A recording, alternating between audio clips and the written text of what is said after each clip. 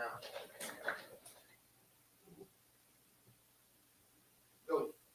right. Sisters at the table. Are we live?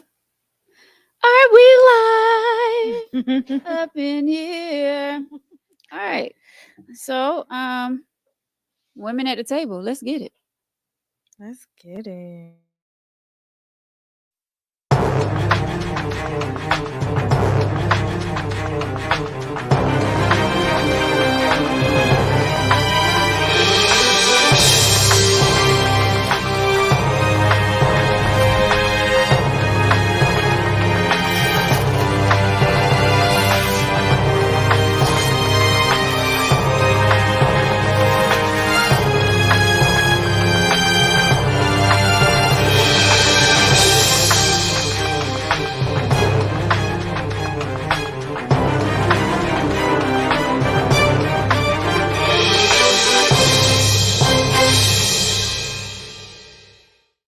Up in here on this Saturday. I was going to say Tuesday, but this is not Tuesday night. It is definitely Saturday.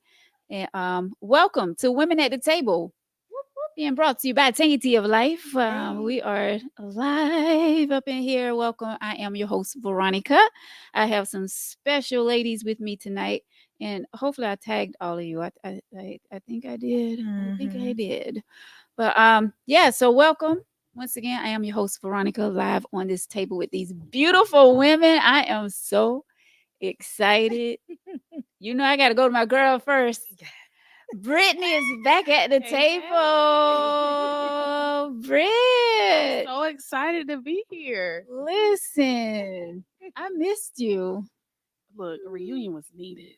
Yeah. It was needed. Definitely.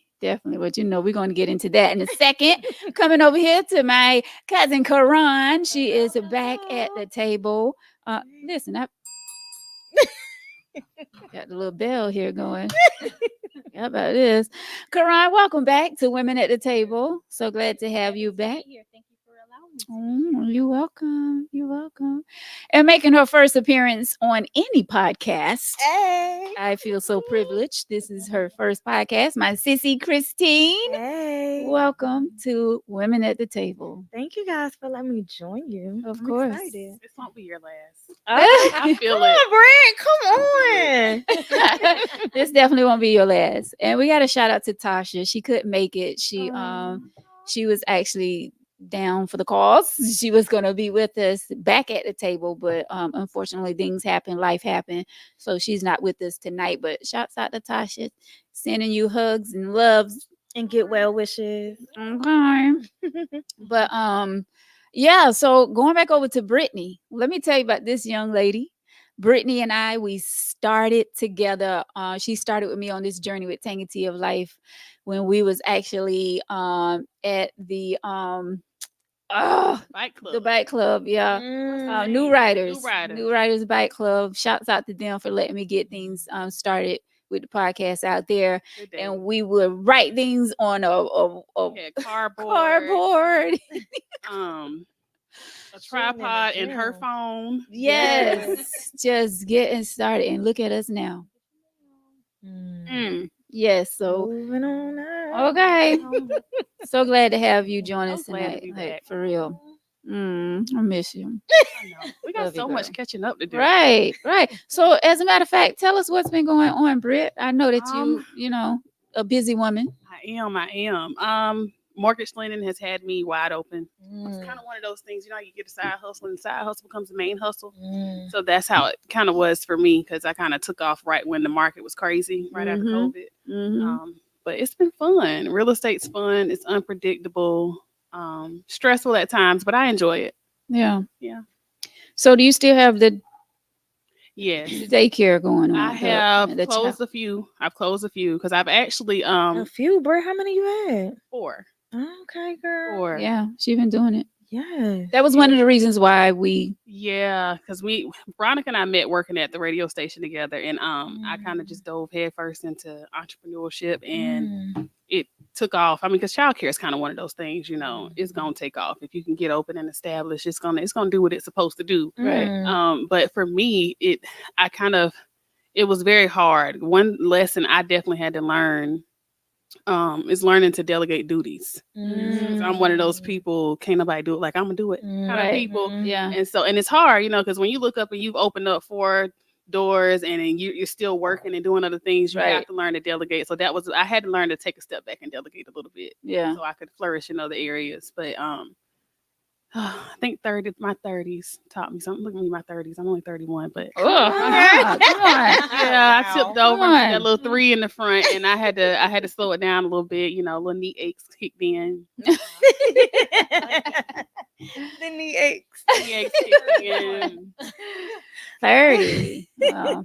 Well, I mean, I only turned 28 a couple weeks ago, so Enjoy the last 2 years. And you're gonna stick with that, huh? You're gonna stick with that age, huh? look, she said enjoy the last 2 years. Enjoy the last 2 years. I will. And if they don't have a birth certificate, don't let them tell you. Britt, and you're gonna keep going on and on with it because knowing that she is past those. Where I look 28, girl. No, you're aging like wine. Oh, I like that comeback.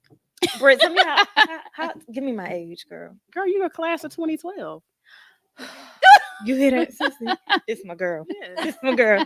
that's you. It's my girl. This is what we do. I correlated that age with the graduating class year. Look. Only women think that quick. So, not that quick. Well, Sissy, since you're speaking, tell us a little bit about you, Christine. I am originally from Washington, D.C. I came to South Carolina about 15 or so years ago. I am working in public health right now. Mm-hmm. I think we were talking about we had social work in common. So I have a master's in social work and in public health. And I'm just testing it out, just trying to figure out what that purpose career is. Currently, I'm working at DHEC, so I'm just trying to figure things out. Yeah. Yeah. No. Lots of avenues Yeah. Mhm. in that field. Yeah. Well, welcome. Thank you. Welcome. And Karan is back with us. I'm back. Yes. Yay. And for those who do not know, Miss Karan, tell us about yourself. We don't have enough time. Ooh, yes. But I know that's so right. once again, I'm Karan, and I am originally from Darlington. I am a Darlingtonian, and I'm a wife, a mother. I am to a social worker, and I work in child protective services, specializing in children and families. And I just believe that, that is my purpose, a part of my purpose. And, I'm a very people person, very sociable person. I don't meet a stranger. And if they are, they won't be for long. And I just like to have fun, enjoy life, and just live. So Yeah. in short, that's a little bit about me. Okay, then. I want to reverse. I want to go back for a second because you kind of said I said it fast. no, but you said something that caught my eye. I'm like, wait. Oh, well, we'll talk about that later. Okay, then. All right. We'll talk about that. It was the tea sip. The tea sip. this time. Sipping that tea tonight. All right. Well, welcome to everyone that's out there watching. We appreciate each and every one of you. We're gonna get into this. Let me get myself together here for just a second. I'll make sure I tagged all you good people. All right. So yeah, welcome once again to all of you ladies. Thank y'all so much for coming out on your busy schedules on a Saturday to hang out with me. So I appreciate y'all so much. I got it. Listen, so I'm working the cameras and yeah, it caught me off guard. So I gotta focus. I gotta, I'm doing 3 things here at the time. Look, I got you. got it. Look, I got you. You got it. So yeah.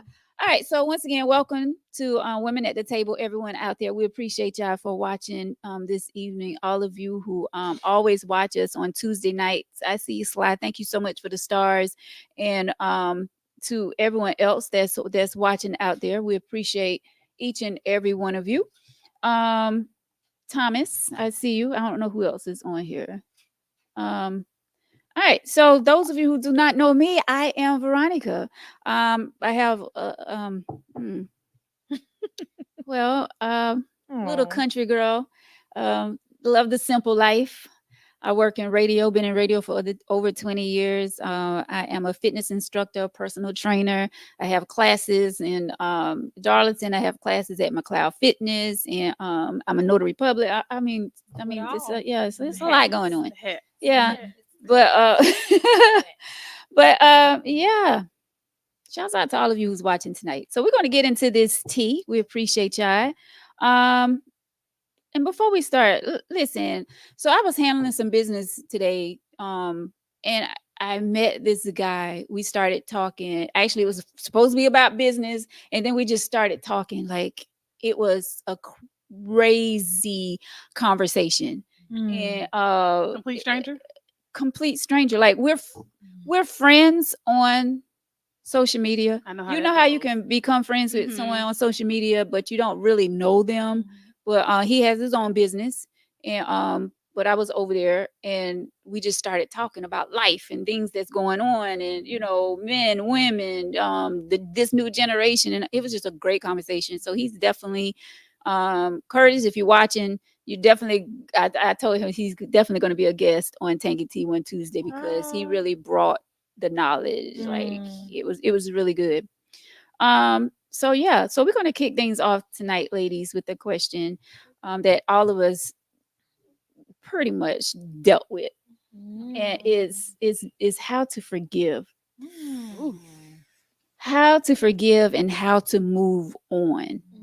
We've all been in relationships, we all been hurt, and within relationships, even family members, friends have hurt us. How do we, I don't really want to say cover up our emotions, but how do you, move forward? Do you pray about it?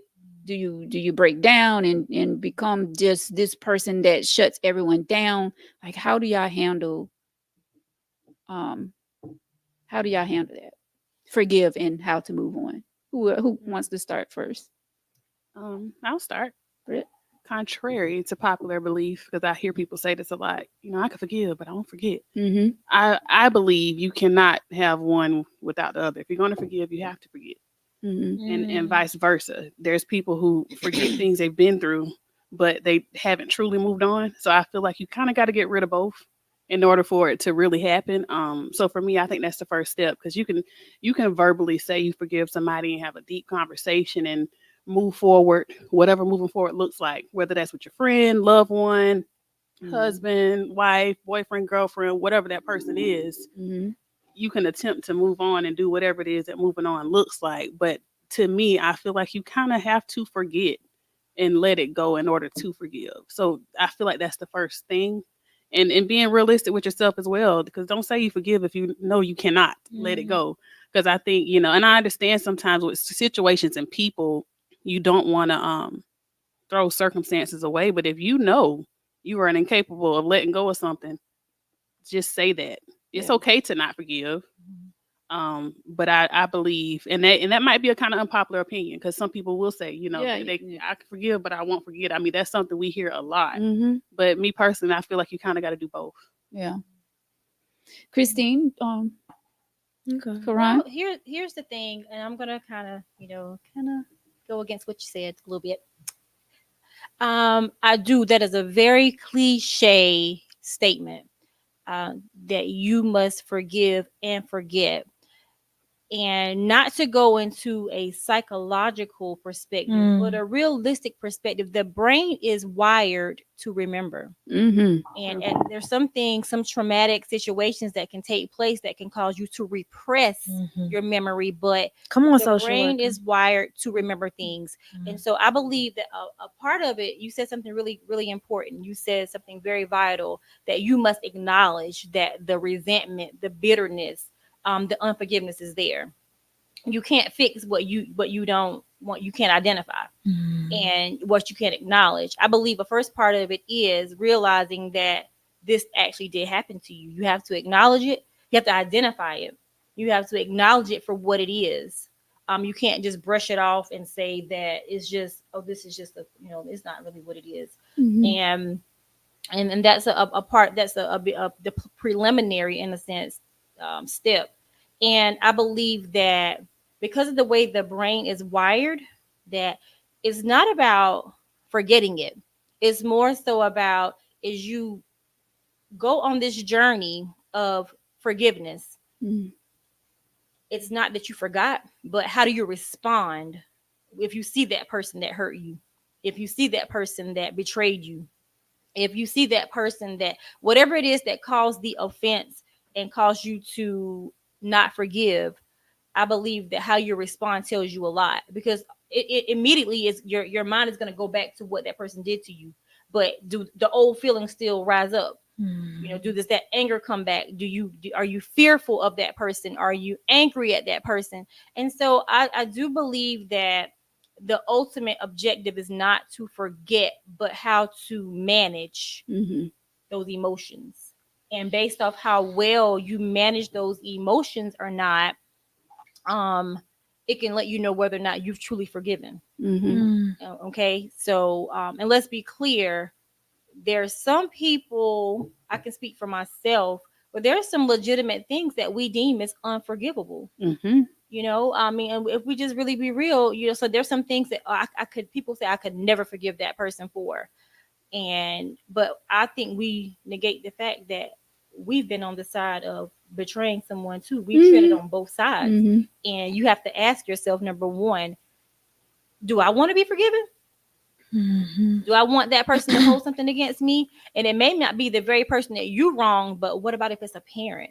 What if it's someone where you want that forgiveness from them? And so I do believe that healing is a process, forgiveness is a choice. Mm-hmm. Yeah. Yeah, healing is a process, forgiveness is a choice. You have to make up in your mind that I'm no longer going to allow this person to rent a space in my mind, in my heart. They moved on 2 years, 5 years, 10 years from now, and you're still harboring those same old emotions, and it's not damaging anyone but you. Mm-hmm. Do you have to forget it? No, but over time, you'll heal to the point where it used to look monumental, that it'll look minute. That's what I was going to say. I think once you go through the healing process, it's a mix between what both, in my opinion, what both of you all said, because subconsciously you will start to forget or not. It won't be as present as it was when you first got hurt. And so I think when you first posed the question, Sissy, like for me, it's prayer. It's like sit out time. Like, let me heal. Let me evaluate the situation. What parts did I play in it? And what parts did they play? What did I learn from that person? And what can I learn or improve within myself? Mm-hmm. And so going from there, I think the healing process is really, really like important. Yeah, definitely. Go ahead. No, go ahead. I was just gonna say, it's so many different parts to it, like denial, anger, resentment. Um, what am I forgetting? There's a couple of them, and you don't go through them in a linear process. It can happen, you know. You can start with anger and You kind of might return to one. yes, And you that part, that part. absolutely, absolutely. And the biggest thing is, I believe that as women, because this is the women at the Yeah. table. I believe that as women, we do harbor things. Mm-hmm. We hold things. We were created to do that. Mm-hmm. And so I believe, like you said, you once again, I think collaboratively, we all said some bold, powerful things. But I look at this thing like this. I need forgiveness, not just from people, but I need forgiveness from God. Yeah. Uh-huh. So Right. you gotta forgive. You want Him to forgive you, so you must forgive as well. And I'm thinking like, oh my gosh, there's some things that I would not want people to know about me, and things that God knows about me. I want Him to forgive me for it, and I would be so embarrassed and humiliated if it were to ever get out. And He kept that, and He forgave me for that. Mm-hmm. Yeah, So my pastor preached on who it. am I Yeah. to say, oh, I can't forgive that person? Yeah, so don't get it twisted, y'all. Don't get it twisted. I do believe that there are some things, someone may have molested you. Everybody has to have deal breakers because I feel like Yeah, you kind of, absolutely. your standards come from your deal breakers. Yeah. Yeah. You're a person out here just living way too freely to the point that you don't have deal breakers. Like you're getting used and abused all throughout life, because everybody's got a deal breaker Right. Yeah. of some sort. Whether it be small, whether it be big, everybody has deal breakers. Your non-negotiables. Yeah. Non-negotiable. Yeah. Okay. Well, I feel like for me, I may forgive you, but I won't forget. I It's mean, you know what hard. I'm saying? And that's what going back to what you say, like our mind is set, our bodies are set, like we can't We forget. can't. As hard as we try to forget, we can't. Mm-hmm. And you know, like I feel like I said, I'll forgive you, but I'm watching you. Right. You know, if someone who I've been close with, whether it's a relationship or a family member or whatever, and you hurt me, like I'm gonna forgive you, but I'm watching you, and I know how far to take Right. you, and you know what I'm I know how saying? to handle you. Yeah, I know how to Mhm. handle you at this Agreed. point. Yeah. So let's move on from that, unless y'all have something else that y'all want to say about forgiving I and do moving on. really briefly. And forgiveness is necessary. You have to forgive because it's only hurting you. Mhm. More. What you forgiveness is like a cancer, and it spreads. It's like an infection. It spreads, and so I don't even think I really answered part of the question that you asked. So, And I believe that the process you're gonna cry. You're gonna feel like why me. mhm. You're going to deal with the rejection part of it, the disbelief part of it. But the biggest thing about forgiveness is that it is not saying that what the other person did to you was right or Right. that you deserved it. Mhm. Forgiveness is for you. Okay. And it's a decision. So I would just urge anyone that's dealing with it, pray about it. Yeah, absolutely. Write out your emotions. Go to the one that can do something about it. And move. Sometimes you have to move forward. How do you move forward?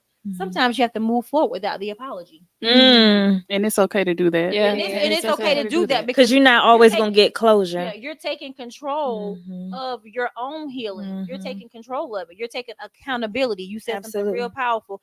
What part did I play in that? Mhm. Because oftentimes we give so much, so much, so much Mhm. to people that we should not have ever given to them anyway, and then we end up being Absolutely. hurt, and Mm. that opens up the door or produces that opportunity or that that place for the person to hurt us. Mhm. We probably should have left the relationship a long time ago. Ooh. Mhm. We probably should have left the relationship. We probably should Mm. have quit the job.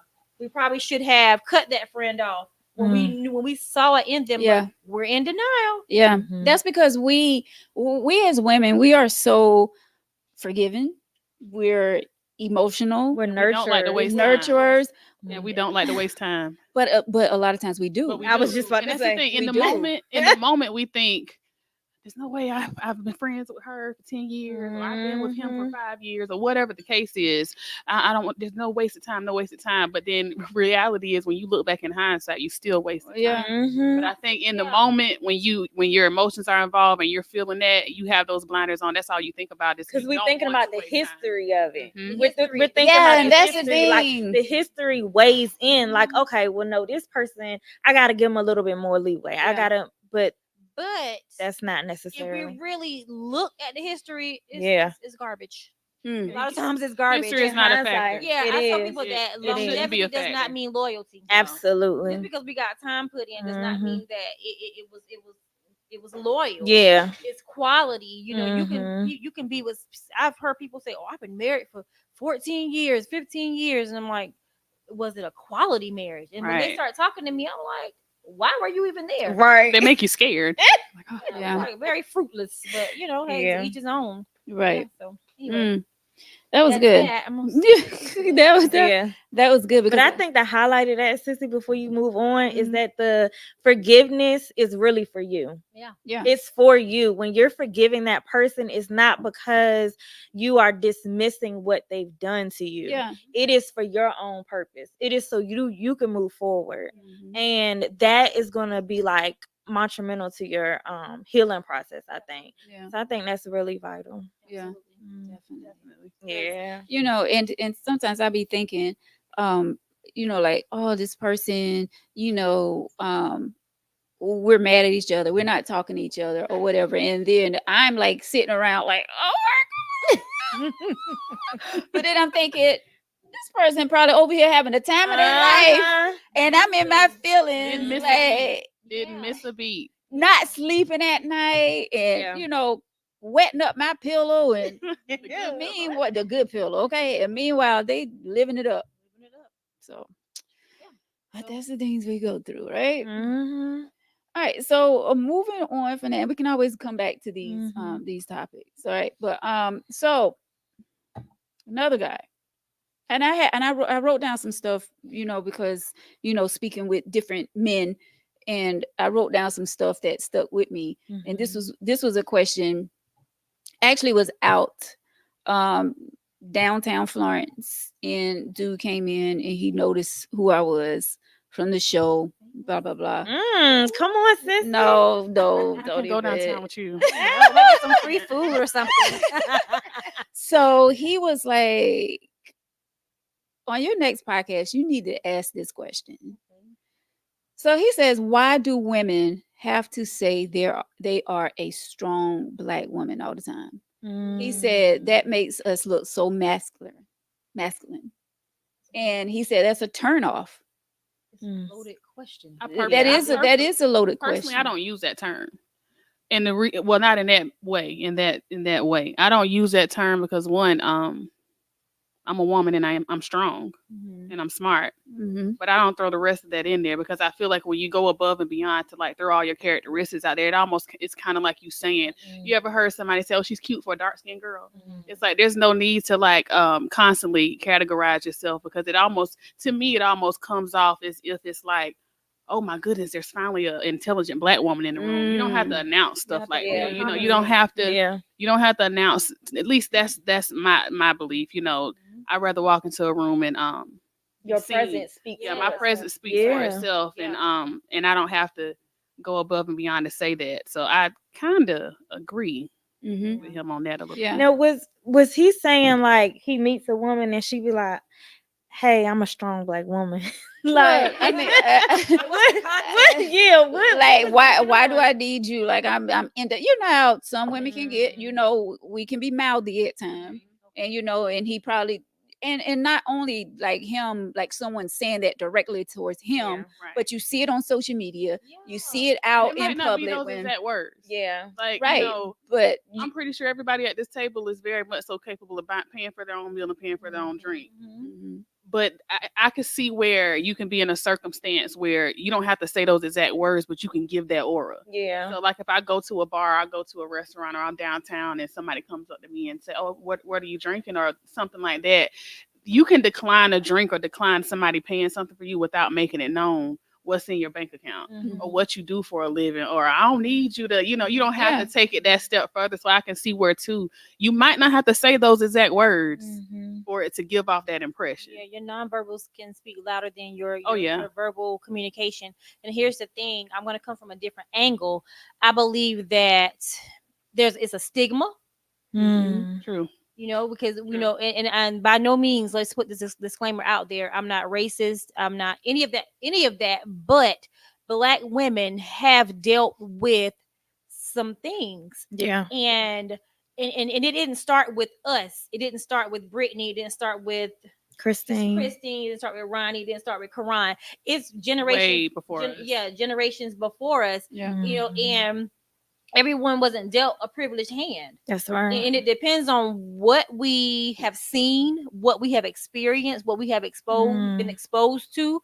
And sometimes we speak from a hurt place. We speak from, and truly, if a woman says this straight out and says, "I'm a strong Black woman," it's probably because she is a strong Black woman and she had no other choice because what she went through. A strong Black woman. Am I saying lead with that? No, I'm not. But you can hear more of what she's not saying versus what she's saying. Really, the cry out could be, "I want somebody that I can trust. I want somebody that makes me feel secure. I want someone that makes me feel protected." To me, you hear what they say, but what they're not saying is something totally different. Right. But sometimes we as women, we don't know how to ask for what it is that we really want. Right. And you do have some tired, but we won't say we're tired. Right. But we won't say we're tired. Pride won't let us say that we need help. Sometimes we've been shut down, talked about, lied on, whatever it is, and we're afraid to ask for help. And this, or you've been disappointed. You have asked for help, and you can't rely on that person. That person only wanted to know why you needed that $150 because they wanted to talk about you. They weren't going to help. Their intentions were never to help. It's because they wanted to use that information as a I guess, to weaponize it. Mm-hmm. And in some instances, that person is leading with that I'm a strong black woman because they really feel like that's what they have to do. Mm-hmm. As for me in my house, Yeah. I'm strong, but I enjoy having someone that covers me, Right. protects me, all those things like Yeah. that. So, but I've been there. I've never led with I'm a strong black woman, but like Brittany said, sometimes the way you conduct yourself can say that as well. And Yeah. sometimes it might not even come from your experiences. Shout out to my mommy. Hey, mom. My mommy. mom raised me to be a very independent person. You have your own money. You take care of yourself. Like, you never have to rely on no person, let alone a man. And so I didn't necessarily have to experience those downfalls. It's just my environment, my teachings, what was taught to me, and that's how I carry myself. But I think, to his question though, as you were just saying, like, some of us have been through so much, whether it's our own personal experience or it's Mhm. someone else's. Is we were taught, as black women, we are taught to be very independent. We are taught to be very independent. We are taught to, be able to fend for ourselves and not rely on men. And then when we do get a man that can come in and wants to support us, as you were saying about your husband, it's hard to kind of switch. Mm. So that's my next question. How has that? How do you see that? How productive or not has your rearing or your how you were raised? How does that work for you? Not I'm not to tell your personal Yeah. business. Yeah. It's just a general question, because I do believe, I think the question I would have posed to him. I'm the type of person where I challenge people. Yeah. Mhm. I'll hear you out, but I'm gonna challenge you with what you said. And so Yeah. my question is, what makes you? What type of women? Where have you been placing yourself? Yeah. What have you been doing? Why do you feel that way? How do you feel about the women in your family? Mhm. That type thing. And so I'm not saying beat the person down, Yeah. but sometimes you have to really probe a little bit more Yeah. to kind of see why that person feels that all women. I'm not a quantitative terminology type of person. Yeah. Always, Yeah. And never. see, that's the thing. Yeah. He could have experienced that with two women, and Yeah, then he and says it's, all. and it's still true to him because it is all. It's Yeah. the two women. It's all the women that he's, He yeah, you know he what I mean. dealt with And yeah. so my question would be, really, what do you mean when you say what you say? I got to challenge, not in So a did he say combative all way. women?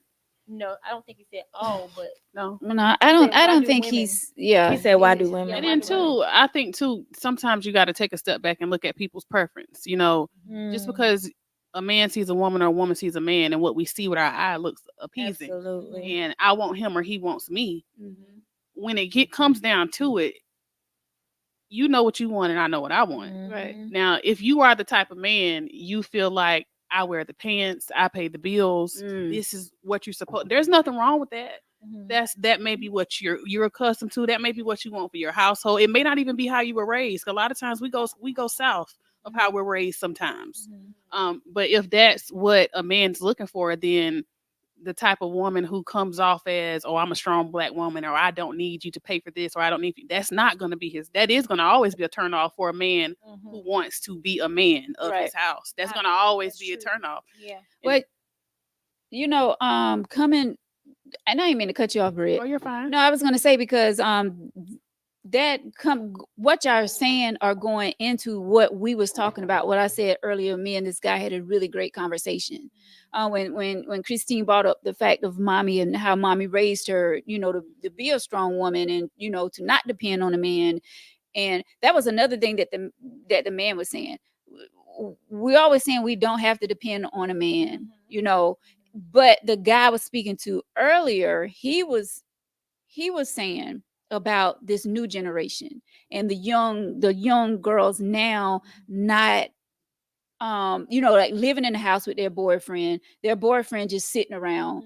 They're not working, but the female is working. The young girls are working, but these young guys, they're okay with staying at home and not having a job. Our dads And don't I exist. know a few young women that are, and when I say young women, I'm talking about girls that just 20, 21. They just, this new generation, like they are letting these guys stay at home, not have a Yes. job, but they're getting up every morning and going to work. That's why some of them are so entitled, and I'm like, Even where you my come generation. from? Well, Even yeah, because like I said, Every even generation, I believe. I feel like Yeah. even because I think things are just different, and I think it just comes with the times. It comes with how society changes. Like, people like our dads just don't really exist much anymore. So Yeah. I mean, they come around time to time, but they Mm-hmm. just don't really. Because I just look sometimes at the things my dad does for his household, and that kind of stuff just doesn't exist anymore. Yes. So that's what I was going to say to this guy that asked this question is that a woman that he may have had an experience with can have certain standards, maybe based on a dad or previous relationship. And so if he's not meeting those standards, she may feel like she needs to be that independent woman because he's not fulfilling the needs for her. He's not doing the things that she needs him to do. But do we have to let men know that? Do we have to let men know, well, I'm a strong woman? I I don't need. I think I going agree back with to what Brett Brittany earlier. said. Yeah, I'm one of Yeah. those Believe with people. that. I The need less my is more. presence to show you who I am and what I am. Like On I the- don't need to on the tell flip you side that. of that, You're gonna see it in my actions. Yeah. yeah, because on the flip side of that, you can't have your ice cream and cake and eat it too. Because if a man were to showboat or talk down on us in public, and because he's paying for a meal, or let it be known this, that, and the third, we'd feel some type of way about it. A little Right. boy would do, Matter that's of because fact, a little he boy would do that. Not There a would real probably man. be Come other on. women, Yeah. but at the same token of that, though, it's kind of unfair to say if we were out, we went downtown and we're out and we see this couple over there, and the guy's just he's getting a little loud, and he's like, I'm a real man, like I'm paying for this and da da da, and we would probably talk trash about him, and that's exactly what we would probably say. He's a little boy. Yeah. But on the flip side of that, nobody would say a thing about one of us if it was one of us turning up in the restaurant I don't think about they a would. about a guy, because they're used to it. They're used to us having our way. Mm. The world's kind of used to us having our way a little bit, but it's kind of, to me, I feel like it's kind of the same token. Just mutual respect is just needed So you're saying it's what I'm hearing is that you believe it's a double standard. a little bit. And I believe in life is filled with so many double standards. Mhm. And talking about this generation, I know a couple. I know a couple, and they're a family member, and the couple is a younger generation, and he works if he wants to work, Yeah. but she's in Mhm. school, she works, and it's like I'm like, but you weren't raised like that. That's not Mhm. how we Right. raised you. Like that, Yeah. not raised, but that's not what Yeah. we taught you. That's not Mhm. what it's not what. And I'm like, where did this come from? Right. It was not modeled behavior. Yeah. Mhm. Number one, it was not where when at what point were you conditioned to condition to do this, and it lets me know a lot about where she is and what she thinks about herself. Mhm. And so, is it a generational thing, or does it go a little bit deeper than that? Mm. I believe that, and I'm always, I see what I see, but why is this happening? So my Mm. question is for the young ladies that are getting up to go to work every day, while a man is sitting at the house. Well, a man, a boy in a man's body, Right. sitting at the house while she goes out to make money and provide for the household. Where does that come from? Where are you as So a s- person? I think and I want a man so bad. Yeah. yeah, To but I allow. think a You lot know. of people, and this is what me and the guy was talking about earlier, is it comes to the point where we get and I'm gonna bring it up. Yeah. Sex is good, all right. The sex is good, and they feel like, oh my god, this dude is doing this to me, and he's saying this to me, and the sex is good, and so now they're at that comfortable state Mm. where they're comfortable with They became the, complacent. yeah. And when they first met, the guy sliding his way in, sliding his way. Now he got both feet inside this girl's home. The whole body is there. Now they're comfortable. Now they're living together. So now he's at this space where he's like, okay, I'm good now. I'm in. Yeah. And that's what he was saying about this young generation. You have uh, what is going on with them, because they're allowing these guys to come in the house to move in with them. They don't have not one piece of job. They laying up, but this girl is getting up every morning, going to work while he's still at home. She get off work, he's still at home in the video game, playing the video game. So he's like, he was talking to this young lady like, what are you doing? Why are you allowing this guy to just? And I felt like when they get comfortable, and like I said, come on, we're grown and we know if the sex is good, that's going to twist Put up some with of a lot. our huh? Put up with a lot. Yeah, you put Yeah. up with a Put lot. up with a lot more, but here's my thing. I'm 41 years old, about to be 43 in March, 42 in March. Sorry, I'm 41, 42. Oh, Girl, skip the it's- whole It's year. all right. whatever. My whole point is that in my years of living, when I call Duke Energy, they don't take penis as a form of payment. Ooh. When I call and pay my car note, they didn't take penis as a form of payment back then, and they don't take penis as a form of payment right now. When I Right. need to eat, when I need clothes, shoes, shelter, just my basic That needs, car payment. they never took sex as a form of payment. And Right. so and I understand, yes, it will, and I had this conversation with my husband. He was like, yeah, but when you sleep with a I'm not gonna do his voice, I usually mock him. But for a woman, you could not be interested in that man. But if you sleep with that man, I don't want a relationship. I don't want anything. I just want to be, friends with benefits or whatever they're Mhm, using now. mhm. Oh, sneaky links is what they call it now. Yes. I just Yeah. want to be a sneaky link. But when you sleep with that man, oh baby, Mm. those feelings do change. Not all of even it ain't love, it's lust. Those soul ties have come into play, and now you riding by his house, Mm. you blowing up his phone. You doing all that stuff when you said you didn't want a relationship, Exactly. and that man told you all he wanted was to be friends But with see, sexual benefits. And that's so, I don't mean to cut you off, but that's what I say a lot on the tea on Tuesdays. Like I say that, and Victor them say the same thing. Like a man can sleep with a woman and not Yeah. catch feelings. yeah. We as women, a lot of us can't do that. We can't do that. It's a lot Some of women can. It's a lot some of women I'm can. talking- It's a lot of women. Yeah. Moving like dudes Yeah. out here. I was Yeah. about to say, But- the but- roles have shifted a little Yeah. bit though. Yeah. And really kind of to get back to the question you posed earlier, I do feel like it's like a generational thing that's different now. You got to realize times are so different. Yeah. Like people don't even value traditional jobs anymore. Like No. people don't even respect the man that gets up when it's still dark outside to go to work. Yes. And and because and not saying that it's a bad thing, but we live in a time where people have discovered all these different things, all these different ways of making money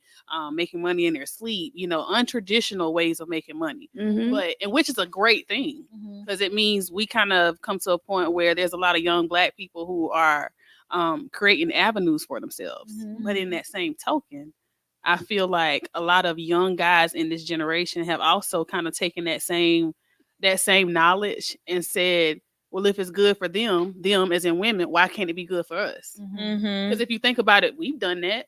Yeah. Stayed in the house and sleep while the man went to work every morning. Well, here's the thing.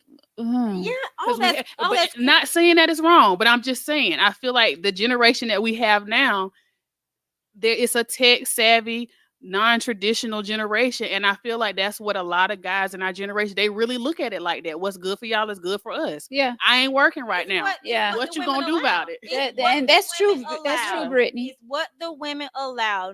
Nobody can do anything to you That you except don't. what That's true. you Yeah. allow. Yeah. At some point, you have to say, you know what? I want better for myself. But how do you do that? You have to know your value.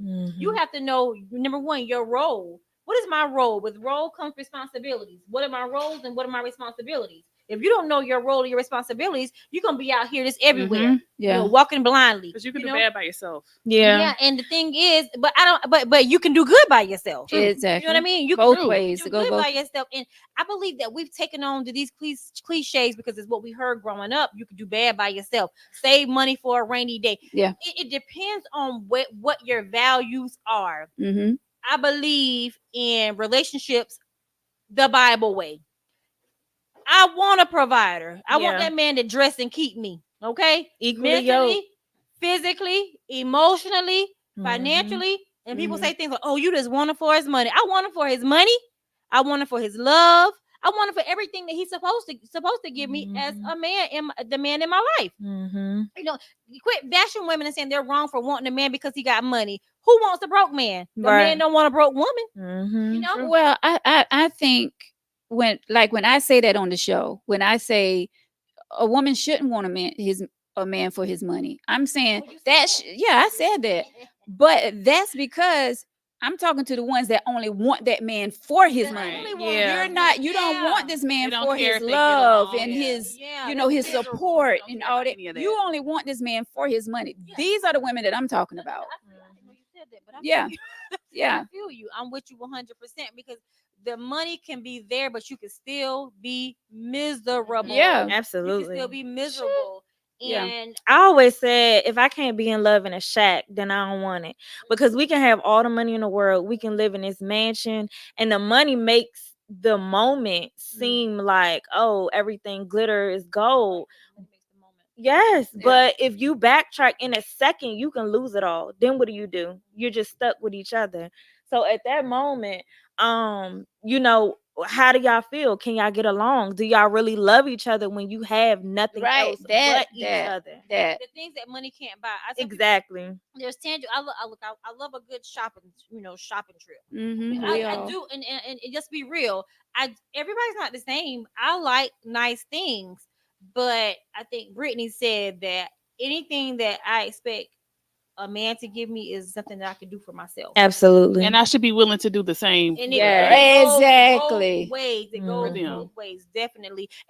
Well, it doesn't have to be the exact same thing because sometimes the man has the money, but that man may need love. I think I said that on the Yeah. last show. Yeah. Right. The man may want love. Maybe he's never been loved before. Yeah. Maybe he's never gotten a gift before. Whatever it may be, everybody has different needs. And Christine. That's okay. Christine, you know about assessing. You Mhm. have to assess the need, Mhm. not treat them like a client, Mhm. but everybody has needs, and you have to assess the need, even the ones that they don't know they have. Yeah. I Sometimes think all of us, social work or not, being in public service or not, we need to come into the relationship assessing the relationship. Mhm. They say marriage is like a business deal. So we're almost like Very much so. interviewing each other. And so earlier Britt said something like, I may want these three things and he may want these three things. Well, if those three things don't align, then we're wasting time. Yeah, we got to talk about. Yeah, our we got to things. talk about it. gotta talk We got to about it, kind of yeah. move. We got to kind of move forward. Like those are the conversations that should be being had in the beginning. And someone made a comment, and they were saying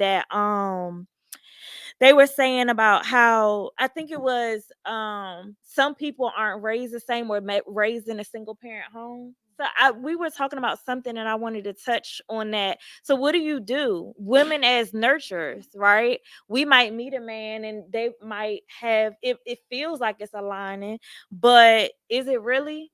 And then it's like, okay, well, you weren't raised the same way I was. And so what I was raised on, I can teach you or show you as nurturers. That's what Right. you know what I'm saying? Yeah. Women, we naturally get in that mode. And how do we stop that? My pastor said we specialize in build a bear, build a man, and we do. Yes. We do because Yeah. he gave an example, but we will see a man and we will move on potential. Yes. And I heard somebody say there's more potential in the grave than it is anywhere else. And if that person can't see that potential, that person has to be willing. Yeah. That person has to be willing. And sometimes Actions. yeah, I found that a lot of men. Oh, this is so loaded. A lot of men don't feel like they have a safe space to say what they need. Yeah. Yeah. Yeah. So, but how do we stop that? I believe that we choose from where we are. If we're not whole, Yeah. we're not healed. Yeah. Yeah. We're gonna in the very thing that we are or don't want, we're gonna attract that. Every time. Yep, Yeah. we're gonna Well, attract Which that. brings us all the way back to the beginning. When you have a breakup, that's why it's so important to heal. Because if you don't take that time seriously and you move forward into another relationship, it's like you're bringing all that baggage Yeah. with you, and it's Contamination. absolutely, absolutely. And it's real. It's real. And I think we're talking in general. Let's talk. For me, general talking is good, but let's just be real.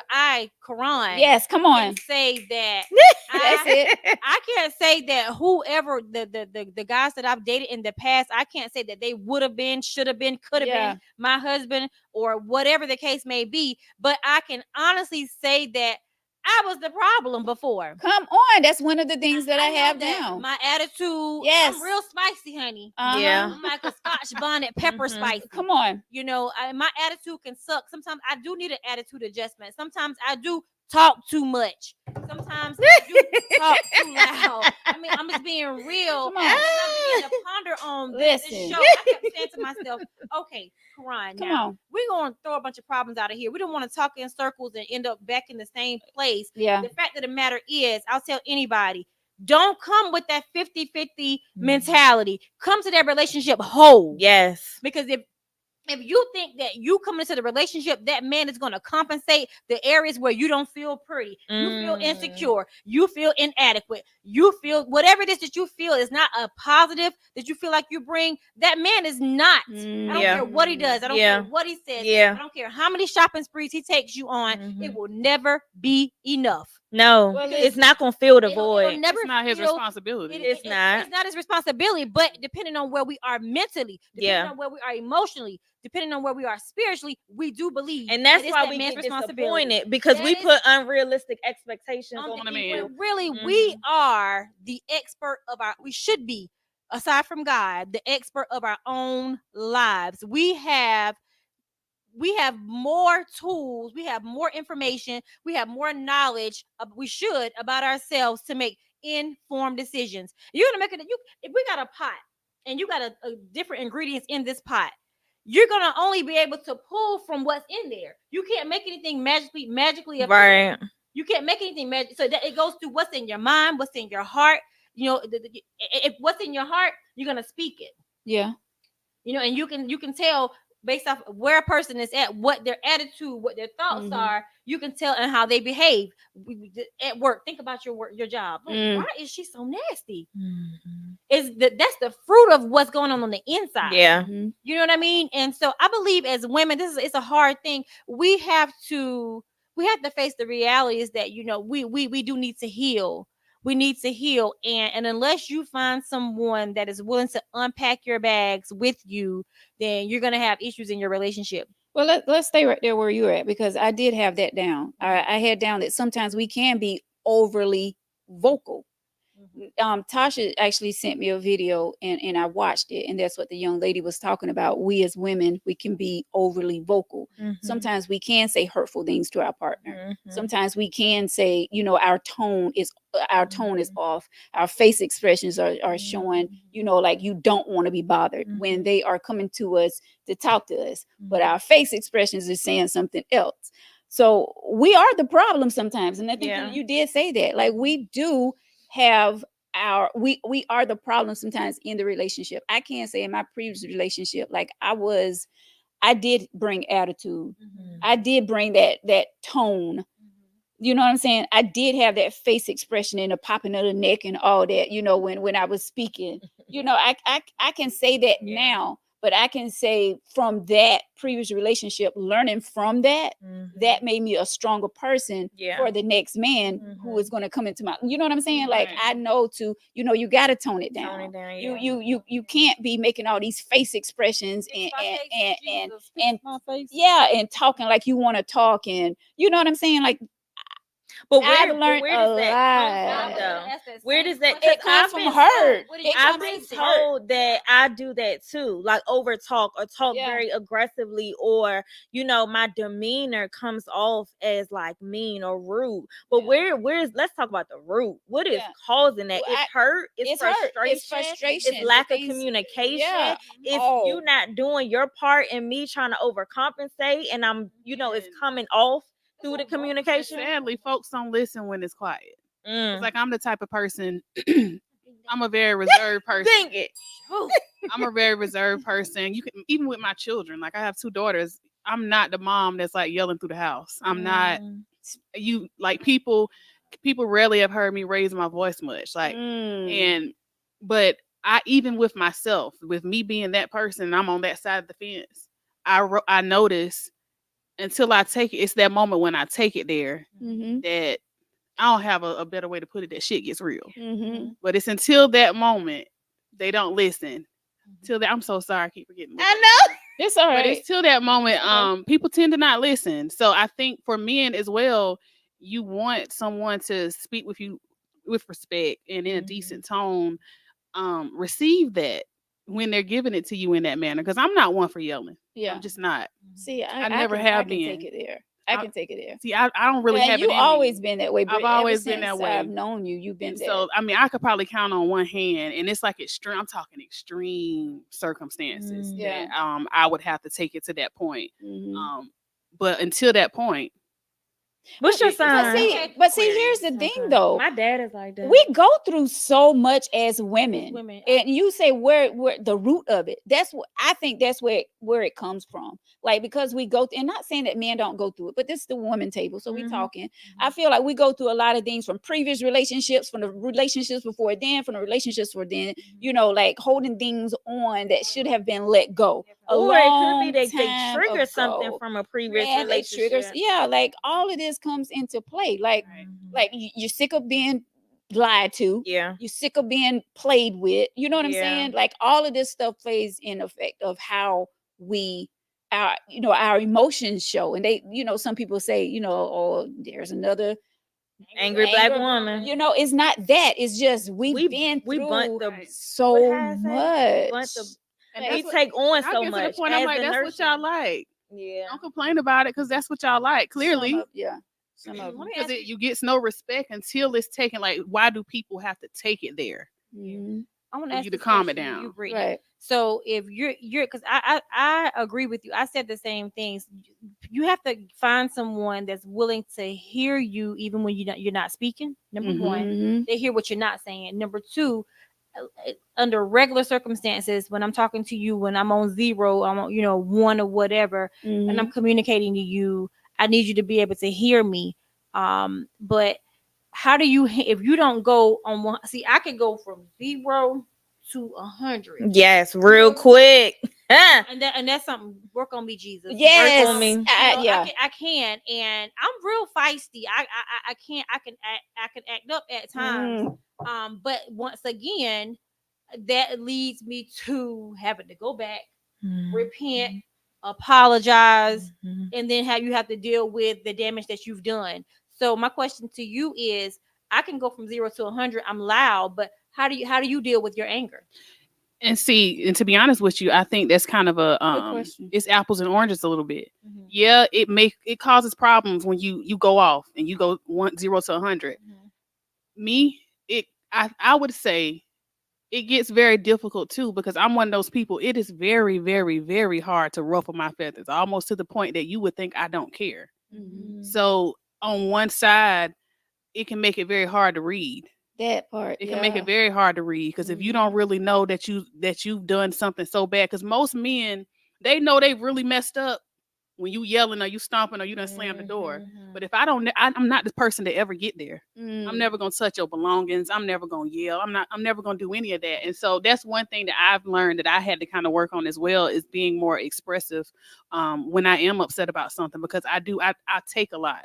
I'm one of those people. I'll take licks easily and just keep on. Do you feel like you and take? Do you feel like Yeah. you take so much in that eventually you explode? Eventually, it can And lead that's to that. that's typically Yeah. how it That's where I was goes. going with Yeah. it. Yeah. So here's the thing: it's never good. It's never okay to go from 0 to 100. Right. However, being passive aggressive is not Yeah. Not okay either. Harboring Balance. Yeah. harboring feelings and Yeah. allowing things to fester. That is how that unforgiveness, Yeah. that resentment, Yeah. that root of bitterness sets in, and so balance. You have to find that medium. Mhm. And here's what I tell myself when I know it's a situation where I'm like, okay, I'm gonna be mad about this. I'm mad about this or whatever. I have to literally tell myself, okay, Karan, you're gonna be slow to anger. You're gonna be quick to listen. I'm saying this over and over to myself. Yeah. A soft answer turns away wrath. Do you want to deal with the outcome called wrath on the back end, or do you want to go in this thing? Because you see, ultimately, if you go to a man and you rah and you on 100, he's sitting there, but you done lost him. Yeah. That man, like, who you think you're talking to? Shut And down. he's gonna shut down. He don't hear nothing. You sound like on Charlie Brown. Wah wah wah wah wah wah wah wah. Some might go up beside your head. Depending on what type of man you're dealing with. So I believe that my pastor said this. I'm sorry, my pastor said this. Men will share, but they have to have a safe place to share. But if you are likened to a volcano, why he gonna share, why he gonna get in that, Mhm. why is he gonna get in that? And the other thing is, if you give him a safe place to share, when he's sharing, don't weaponize, don't retaliate, don't weaponize what he shared with you. Don't go Yeah. back and say, oh well, that's why you so and so. And see, and I that's think that's it's that's two the See, things thing. to that and though. women, we spend the block on topics. Yeah, All because the I think time. it's two things to that. Because if you create a safe space, and then in that safe space, you're opening up to this person, but they don't know how to open up to you, and they're still not expressing themselves. That can build the frustration. That can cause the rah rah. Mhm. So can. the both parties have to be willing to communicate But and what express. if that person is? What if they do communicate, but not in the? It's sometimes it's not that they're not communicating, because some silence is communication. Shutdown is communication, because we know what shutdown. When a person shuts down, that means I don't want to talk no more. Right.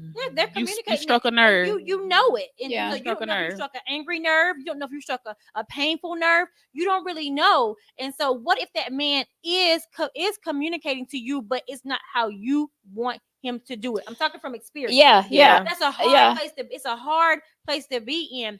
Offering a safe space. Offering a safe space. Yeah, we like to use that, but really, what's safe to me? Because with women, we're gonna share. We Yeah. don't care.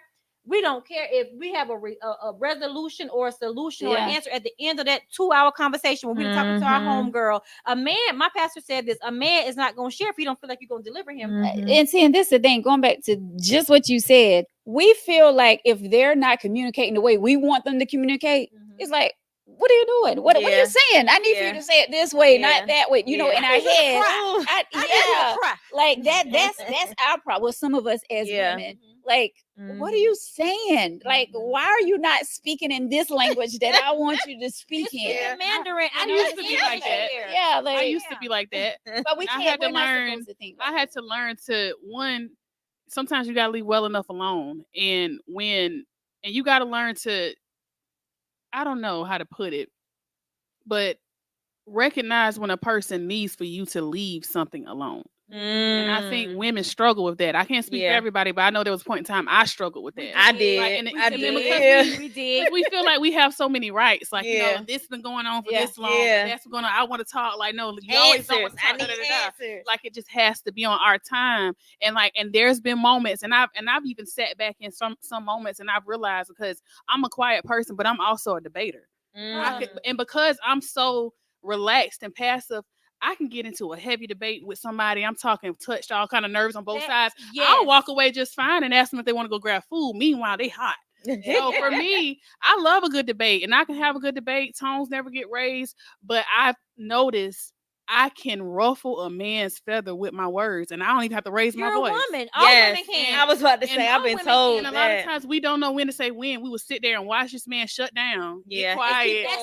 we done, when. we done struck a nerve, that's maybe brought up See, something that took it there. I had to learn that, Britt. I had to learn Same. because the thing is, like I've said in the past, my past relationships, like I can walk by you for a few days and not say anything to you. Like you like I don't even know you because I'm just that mad. Like we're mad at each other. But I had to learn you can't do that, because if something were to happen to this person, that's why today I try to make peace with people, because things are happening so fast. So I don't want to stay mad at you, because if something happened to you overnight or whatever and we're not talking, that shit is going to be on me. You know what I'm saying? Like I don't want to For a feel while. yes, for a while. So I'm always trying to make peace with people, because I don't want that lingering on me if, God forbid, something were to happen. You know why? But I used to be that person. You know why you want to make peace with people? Because you're at peace with yourself. It's always the person in the mirror. It's always the person in your shoes, in your pants. Yeah. It starts with us. Yeah. It starts with the individual person. The only way you want to seek peace with other people is because you're at peace with yourself. Yeah. Yeah. I am at peace. You can't. Because if you're miserable, you want everybody else to be you, miserable. and you may Yeah. never say that, oh, I'm miserable and I want you to be miserable, but your actions will. But your actions will, your words will create a miserable situation. And Girl, that's the truth. That is the truth, because I'm like, if I'm mad, you gonna be mad. Don't be, because like my ex was like you, like very laid back, like not showing that they're mad or angry with me or whatever. Like, no, I'm mad, you gonna show me that you're mad too. Like I'm not gonna That's talk why to I you. said Because I'm not you gonna know. feel all this by myself. I'm not gonna I'm not gonna feel all this by right. myself. want We're gonna do to. this together. And that's why I Yeah. said there's two sides to it. I can't sit here and say that the person that blows up at the drop of a dime is just like, oh no, you too much, because I'm too much, but I'm just on the opposite end of the spectrum. It is. I can imagine it is too much to deal with a person who just, I don't know, just brushes it off so easily, or that you cannot read. Because I will say that that's probably a everyone's biggest struggle with me. I can be very, very hard to read. Here's the thing, and the thing about See, it, I have when to- I hear you say that, I hear coping mechanism. It's a coping mechanism. You doing that is a way for you to protect yourself. Not in, maybe not in every situation. Maybe not when you are doing your mortgage lending relationships, your professional relationships, but those where you have skin in the game and your emotions, your heart, your time has been invested. It could very well be a coping mechanism. Sometimes you know what, I don't even want to go there. You know, I don't want to feel the hurt or the disappointment or whatever it may be that's tied to this, that could possibly be tied to the situation. So boom, I'm shutting that door. Yeah. I'm locking it. I'm shutting it down. But I'm here to say this tonight. If you don't deal with it on today, you're gonna deal with it on tomorrow. Yeah. A month from now. You can't run from You it. can't run from the process, and what's in you is going to come out of you, be it good or be it bad. My You can godfather only says cover it. You can only hide it, but for so long. Yeah. That's the in worst. these things. That's why we got people that's Worse. like in their 50s and 60s that's just learning how to deal and process with things that has happened years ago. Because Yes. they ran, tried to hide it in different ways, and you can't. Yeah. You have to face that. You have to face it. You cannot abort the process, because I always say this: God will make you spin the block. You will deal with it again. And the process is important. You where if you can't put a turkey in a microwave, you may be in a turkey season. Where you're cooking a turkey. It takes hours to cook a turkey. There's a process. I cook, so I usually use those type of examples and illustrations. But there are just some things that you gotta just go through the process. And one thing that's contrary to many people's beliefs: oh, time heals all wounds. Well, that's possible, but healing hurts. It hurts before you truly heals. Because oftentimes where you have to go through situations, you have to face certain things about yourself. About yourself, and often I'm like, no, that's not me. Oh no, my attitude. Oh no, the only reason why we always willing to trying to pass the accountability. Oh, the reason why I cussed him out is because of this. The reason why I did that is because she, because she. Always, it's easier to blame it. We are the problem. It's always, you have to have self-awareness. Yeah. And when I think about self-awareness, a lot of people think that because they may be like Brittany, that don't show their emotions, that they don't have problems. I got problems. I just choose to handle them different from you. People like me and you in the field of social work, working with counseling and working with people, human services. Oh, she's a counselor. She don't have problems. But one thing people don't know is that the majority or the vast majority of counseling is self-awareness. Absolutely. They teach you how to deal with your own self first. Your own biases. Everybody got them. Your own prejudices. Everybody has them. Your own anger, your own fears, your own doubts, your own I think it should be required, especially for therapists. I know when I got my master's in social work, I took it on myself to go to therapy because I was going into the profession of therapy. And like you said, I didn't want my biases to, hinder me from being able to help somebody else. I didn't want it to go on to them. And so you have to be self-aware. You have to take accountability, and you need to address any issues that you have, any issues, any trauma. But it goes outside of that, because you deal with people every day. You deal with people every day. We deal with people on a personal, a professional, level every single day. But the first person that we must deal with is ourselves. Whenever you are at home, that's the perfect time to deal with. The training grounds really starts at home. You got to deal with yourself, because what's on the inside of you is going to exude, and it's going to impose, and it's going to trickle down, on everyone that you come in contact with. Jacqueline Carr says everything attached to me wins. But what if you're not winning? Then what? What if you got blood on your hands? What if you nasty? What if you rude? Everything that you come in contact is going to be contaminated. That starts with you, your children, and we wonder why our kids talk back. Why they got nasty attitudes, why they do certain behaviors. It's because inadvertently and subconsciously and openly we've modeled certain behaviors in front of them. And we got to deal with it. Yeah. That's good.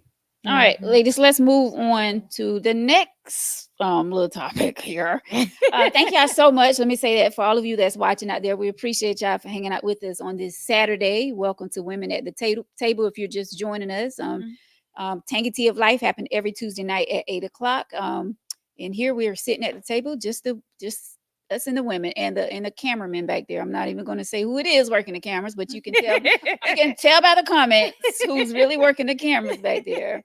Good job. A man said to me, and this is a different man, and it's going to lead into the question that I had down for you, ladies. So he said to me that women today view all men as an option that can be replaced. Which leads to my next question. Why do you think there's so many women that are single in 2023? That's loaded. Because they feel that way. But to be fair, we're not gonna sit here and act like they don't think we're options. That part. So I mean, we all just options. I just the way I look at it, and I feel like people would put their best foot forward if they recognize they were replaceable more often. Because I feel like people get comfortable. People feel like because I'm your wife, because I'm your girlfriend, because I'm your mom, because I'm your dad, that I can slack off. I don't have to care about you. I don't have to show up for you. I don't have to do the things that I'm supposed to be doing in your life, and that you just gonna always be around because I hold these titles.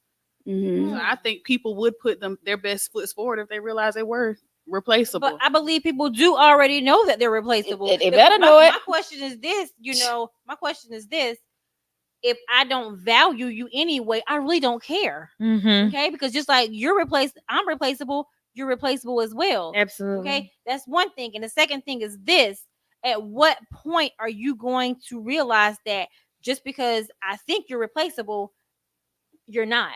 Because you may get another good woman, but you'll never get another Quran. And I mean this in all modesty. I'm giving an example. I'm not saying that, I'm all that. What I'm saying, you are. Well, I am. but in all seriousness, you may get someone that is almost identical as me, but they're not me. Everybody's different. Have similar qualities. I can go and get a chicken sandwich from McDonald's and go get a chicken sandwich from Chick-fil-A. They're both chicken sandwiches, but the quality is not the same. The price is not the same. The value is not the same. The customer service is not the same. So it's not about one particular thing. It's about the full experience. It's about the whole person. You may go out and find somebody with a nicer body, or she may be prettier, but what else does she bring? What else does she offer? Yeah. You know what I mean? And so it's that 80-20. And so truthfully, everybody is not replaceable. Everybody's not, because you there's some people out here that have what we call fumble some very good men, some very good women, and they are living with regrets. And they resorted to the next option. I think too, and vice versa. I think too that it's the timing. You know, I may not be in the right position for this great man that's in front of me.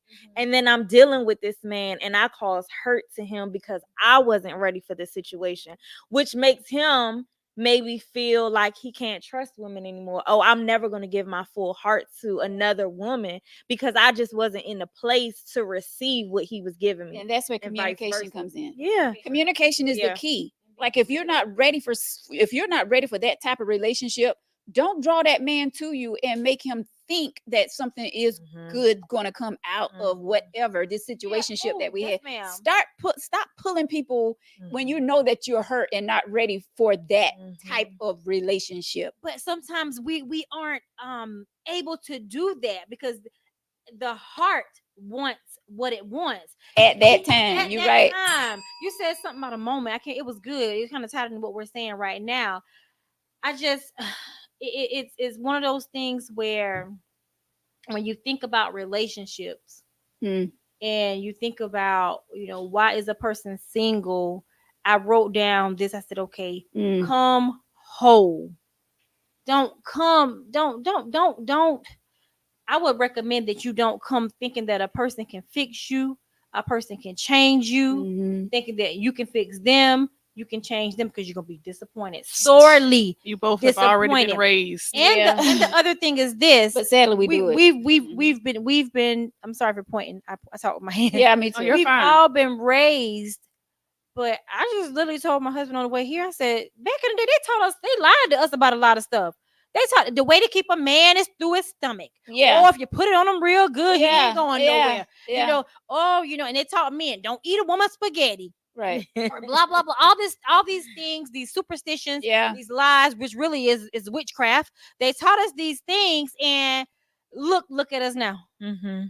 Still because you can do all those things, and I always say it, you can do these things that we've been taught to do. You have to a way to a man is his stomach. You have to keep your house clean, do this, do that, be his peace. You can do all this. Can't be nobody. Be nobody's peace. You said that earlier. You can do all this, and still a only person that can be kept is a person that wants to be kept. Is a person that wants to be kept. The only person that will not cheat is a person that does not want to cheat. The only person that will not lie is a person that does not want to lie. And on the positive note, if you want to be kept, you'll be kept. If you want to be honest, you'll be honest. And it takes work.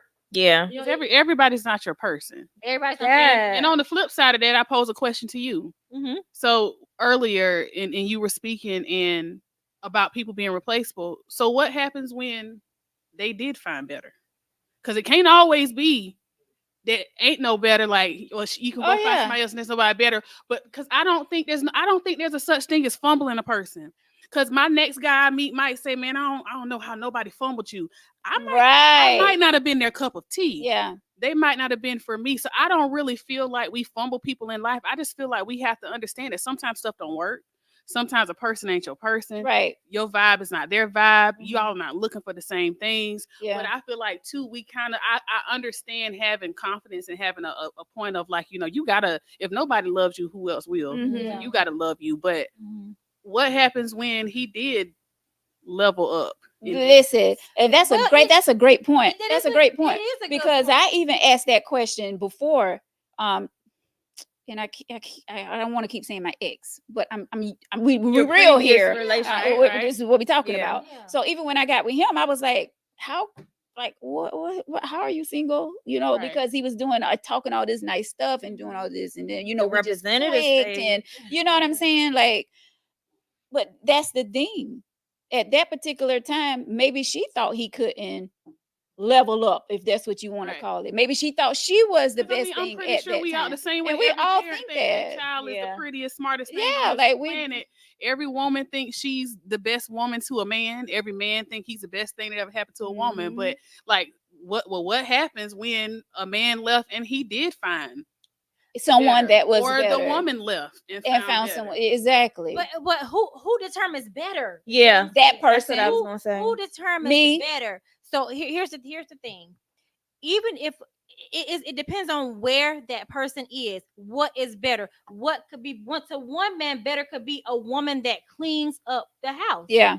To another man, I don't want her to clean up the house. I'd rather hire a maid. Yeah. To one man better could be a woman that works, or she has her own business. It really, the question is, who determines better? It's to each. It's to each his own. Individual person does. So that person could say, I leveled up, or I got better. But at the end of the day, my thing is this: if I'm not for you, I'm just not for you. Yeah. So you're gonna automatically think it's better. If it's not working, it's just not working. Yeah. Right. That's just like what Brittany was saying. Like I was just saying, no matter how hard we try to make it work, if it's not. And that's why at the beginning, it's important that y'all talk about, or that we talk about these things. Like, what is it that we want? We can call this quiz real quick. We can call it yeah. And so, like, if I'm with person A and he likes these 3 things, but person B be like, how did he fumble you? Like, you're perfect. I'm perfect for you because I have the qualities you want. Yeah. Person A wasn't interested in that. They wanted these other qualities. It was something about the way you was chewing your gum.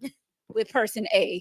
Person B love the way you chew your gum. You know what I'm saying? Just using that as an example. You're right, because just because person A liked you in that particular way, that next person may like you for a totally different reason. So that's true. Yeah, Now, it's the alignment. Yeah. we're gonna keep it moving because this is getting good, honey. So, do you all wear your heart on your sleeve? Sometimes. No. And what I mean, you know what I mean. what you Do mean, do yeah. you know? Do you go over and beyond for people? I do. Like, do That's two different questions to me. Okay. is Right. it? You Yeah. think so? You caught me off guard that one a little bit. Instead, I say it's two different I questions. do. I go above and beyond for people, much so more so than I do for myself. But my emotions, I do not wear my emotions on my sleeve at all. You don't. At all. I mean, because yeah. But I do. I will break my neck for people. Yeah. I will. Yeah, but I will. And I think too, it comes from my heart is built of service. So I think Like I that. get joy from seeing other people Yeah. have what they need. Yeah. Seeing other people be Same. happy, be pleased, be Mhm. helped. Like I get joy out of that. And I think so I guess in an aspect it does kind of tie into my personality because like I get joy out of that, so I don't really matter. So it's like I'm used to I don't really Putting everyone so I'm first. okay with that. So I think that maybe that's why that works with my personality because I kind of get to stay in the shadow a little bit. But here's the thing though, Brittany, even though your reward, if you will, is not coming from the people that you're serving, you are getting reward. If you weren't getting some type of reward, then you wouldn't be doing it.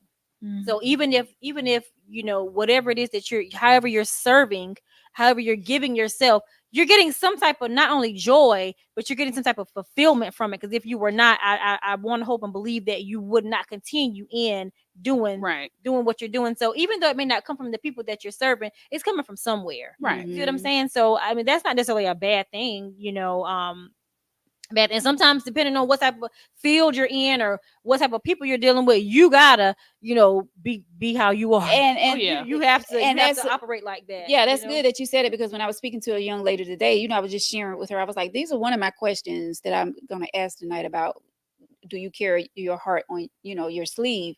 And she said that thing. She said, when I was younger, I did. But now, and being in the profession that I'm in, no, I don't wear my heart on my sleeve. I can't because of what I do. Like, I be wanting to choke some people, and you know what I'm saying?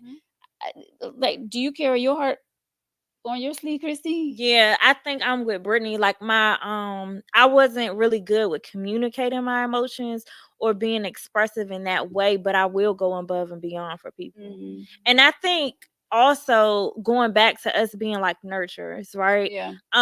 We do so much for people, even without the expectation of getting it back, but expecting it if I need it, And I think those causes, like, that's the expectations that we put on people that they might not be capable communicated it, or they may not, or they don't have the capacity. They don't have the Sometimes capacity. you're setting yourself up to be disappointed. I'm come to the realization in life in general. If you don't have it to do, don't do it. If you don't have it to do and not get something back from it, whether it's if you need a long Facebook post thanking you for it afterwards, if there's something that you absolutely need in return from doing something, don't do it because you are setting yourself up to possibly be disappointed. Because a person might not say thank you. They might not return the favor if you ever needed it. And you cannot be upset about anything like that. You would hope that people would say thank you. You would hope that gratitude is there. You would hope that if you ever needed somebody that they'd be there for you, but you have to have yourself prepared for if that does not happen. Yeah. That's so good. Like, I could go so deep. Like, I think too, Sissy, it not being taken for granted. I saw mommy wrote that earlier too. And I think people, when they're in relationships, you do, and the other person gets so accustomed to it that they don't even acknowledge, and so you feel like you're being taken for granted. You don't feel appreciated at all, or like what you're doing is helpful or enough, or Hmm. So I sent, and I ain't you was Yeah, finished. yeah, yeah. Okay. What is going on over there? But so I sent a clip to Quran, and this been weeks ago. This probably was after our first women at the table. Um, and So you probably can't. it's okay. It was a video, and the young lady was saying in the video that love is not pure anymore. Mm. Relationships are hard. Mm-hmm. Egos. We talked. She talked about all that. Mm-hmm. How do y'all feel about that? Love is not pure anymore. I feel like people are, getting with, just going back to what the man said about, we as women looking at all men as options. Like, I feel like a lot of people are going into meeting people for the wrong reasons. Yeah. Like, Yeah. love is not pure, like the Yeah. the young I lady think said. this generation is like a popcorn generation. They want it and they want it fast. And so, and just as fast as they get in, they're as fast Just to as get fast out. to get out. Yes. And they Like, go they're into it. It's trying to not stay old focused. school. It's not like, Yeah. oh, I'm opening up your door. Like, we're going out to eat. We're building that Mm-hmm. foundation, that friendship. It's not all that. It's like, oh, we together. Oh, sneaky link. Or this my boo. Yeah. Like it's just so fast paced. Yeah. And I think that's why the love doesn't feel as pure anymore. Because it's like, from this person to it's that like- person, this Yeah. person. Like, if that person ain't giving me what I want, I'm moving on. I'm going to Yeah. this person. If Right. this person ain't giving me what I'm moving on to that next person. Like, what happened to time and getting to know someone? And, We and you got to realize stuff is so different, and I mean, Yeah. you can kind of trace it back to all sorts of things. Like, I mean, I'm only 31 years old, and even when I was in high school, if a kid was good in basketball, somebody had to come see them to know that they were good. Now social media is so prevalent. Y'all sons can create a social media presence, have clips on the social media page, and somebody living across the country could see them, and they could be blown up and be great. So it's like we have all these things at our fingertips at drop of a dime. People really don't have to work for things anymore. yeah. You slide in somebody's inbox. Yeah. Hey, And then they have all Slide in the these DM. right. apps. You don't these have different to, apps to like, use. men used to have to really go out of their Work. way. Like, like might have saw you at a coffee shop. I'm just trying to see if I can run into her again. Just Like had Alicia to, Keys. yeah, had to put in some sort of Right. effort. Like, and I don't think it's anybody's fault. I just think it's kind of the world we live in. There's so many things that are so accessible to us that a lot Yeah. we just get to skip a lot. Yeah, somebody Yeah. just said instant gratification, Yeah, we and get I to skip a agree. lot. But is Yeah. it really gratification? Mm. Is it really gratification? And I'll say this: love is. She said, "Love is not pure anymore." I want to say this, that as I watched the interview, I watched it like twice when you first Yeah. sent it. And It was deep. and I watched it last night. No, I watched it this morning, earlier before I came, and so I can hear a lot of hurt in her. Can we say her name? Yeah, Okay. yeah. Lauren London. Yeah. And everybody knows that, what's the guy, Nipsey Hussle, he was Yeah. murdered or whatever. And so I saw a lot, and I may be the bad guy, but Was this the interview with Yeah. Okay. The yeah. radio. And so yeah. I'll say this, and no, and please Angie, I don't hear me Yeah, hear me Angie well. Martinez. I'll say this. It was very sad what happened to him. Yeah. Very sad what happened to him. Very sad that, someone that she loved, her child's father passed away. But I think that Lauren had a pattern of choosing the bad boys. I'm not saying that gentleman deserved to be murdered, shot, whatever happened to him. I'm not saying he deserved that. Yeah. But she had a pattern of choosing bad boys. Lil Wayne, whoever else, she had a pattern of choosing bad boys. And so some things come with the life. Yeah. Whenever you choose people that live a certain life, live by the sword, die by the sword. Whatever life you live is the life. Sometimes is how it is the life that you're gonna leave here. And I believe that I heard a lot of hurt in her. I heard a lot of there will never be another Nipsey Hussle. That's what I heard. Because it sounds like she was hopeless and saying that, oh, well, I won't find anybody to love me like he loved me. That's what I got out of it. And because I believe that her she thought that before he passed away, but the fact that she can't express that to him, he's no longer here, is like she's kind of really sounds like to me to me, it sounds like she's stuck. And I hear her speaking from a place of hurt, from a place of hopelessness, that there will never be another him. No one can ever love me like that. If that's the case, then if he loved her with the pure love, there's somebody else that can love her with the pure love. I just don't think just she's gotta fully let that healed. I don't think she's When fully I saw healed. that video, that's And- what that said to me was and it may she's take her a working. very long time. Yeah, Yeah. she's And working that's through that okay. process. It's okay, and it's Yeah. Because that to me, I look at their circumstance and I say, well, it had to be some sort of special kind of love, because when you think Yeah. about it, she has no ties to this man. Yeah. Her child is not his child. Mhm. They are not married. But they do have a child They have a- together. That's her son. Oh, I thought they Oh, had. I thought they No, had I a don't child think, together. and you can verify that. But if I'm not mistaken, that's not their child together. Okay, Mm. I thought they had a child. I thought Yeah, they me had too. one Yeah, too. a son. And so when you think Yeah. about it in the grand scheme of things, like when for you to be that stuck, I mean, I don't know what that feels like. I don't, but I can imagine. I mean, it has to be. I can imagine there's a lot unsaid. Yeah, I and believe she has to deal with the grief, Right. part of it. Never mind a romantic relationship. Yeah, the She grief. has to deal Right. with the grief part of it. And I don't think she's in a she can make an informed No, or I don't think she's in a well, place. well, let's she get can't off. Let's place get that off, decision. and let's get off her for a minute, and let's talk about real life, Yeah. like what we're, I was just about dealing to with. say, Let's leave her out of it, and let's Yeah. talk about this thing. Love is love, not pure. Like going back to when you say she chose bad boy. Like, do we really choose these people because of their lifestyle? Or are we choosing them because we think they are the one for us at that moment? We think they are the one that's going to love us the right way. What you We said. You know what I'm saying? Like, I don't think we go in choosing the wrong people No, no, for no. Because the wrong people don't sake. have a look. No, no, no. Right. Because I definitely think not. Right. I think we all can kind of fall victim into like having our types. And Yeah. you can look at people from the outside looking in, and you can categorize men all you want to. You can put Yeah. the bad boys over here. Right. You can put the church boys over there. You can Mhm. put the working men over here. You can do all these things, but the reality is, any of them can shock you. You're gonna Right. find Yeah, us they in can every shock category. Yeah. Shock Yeah. you really But going quick. back to, I'm sorry, Right. Karan. Well, going back to what you said earlier too, is that a lot of times we pick or we choose people from our emptiness or the characteristics that we have. Mhm. And so there's usually a similarity. Either they have what you want or they have what you Don't have. yes. What you're trying to avoid. Yeah. I'll never marry a man like my daddy. Oh, I will never pick another man like, I'm gonna say Jethro.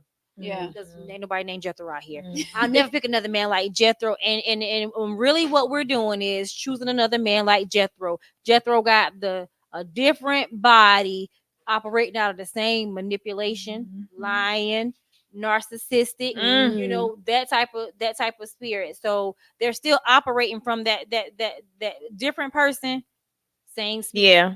And they say, why am I dating the Right, same Patricia. person over and over, just in a different body? Mhm. And I think that comes from part of like our healing process. Mhm. What is it that we're attracting and What why? is it attract? Sometimes you don't know what you're attracted. Exactly. Sometimes you really don't. You know. Like Patricia said, you always meet the representative. Yeah. Like sometimes you have a little radar and don't know. You said that earlier, Uh-huh. representative, Mhm. and I don't know if you ever heard of Hart Ramsey. I follow him, and he has really good, really good posts and different things. And he did a teaching, and he said that when you first meet a person, you're in the representative stage. That's right. But I think sometimes we are so quick to so that's cool. You're in that representative stage, and you get another. Oh, I like you. You like me. Oh, you look good. Where is that? It's that surface stuff.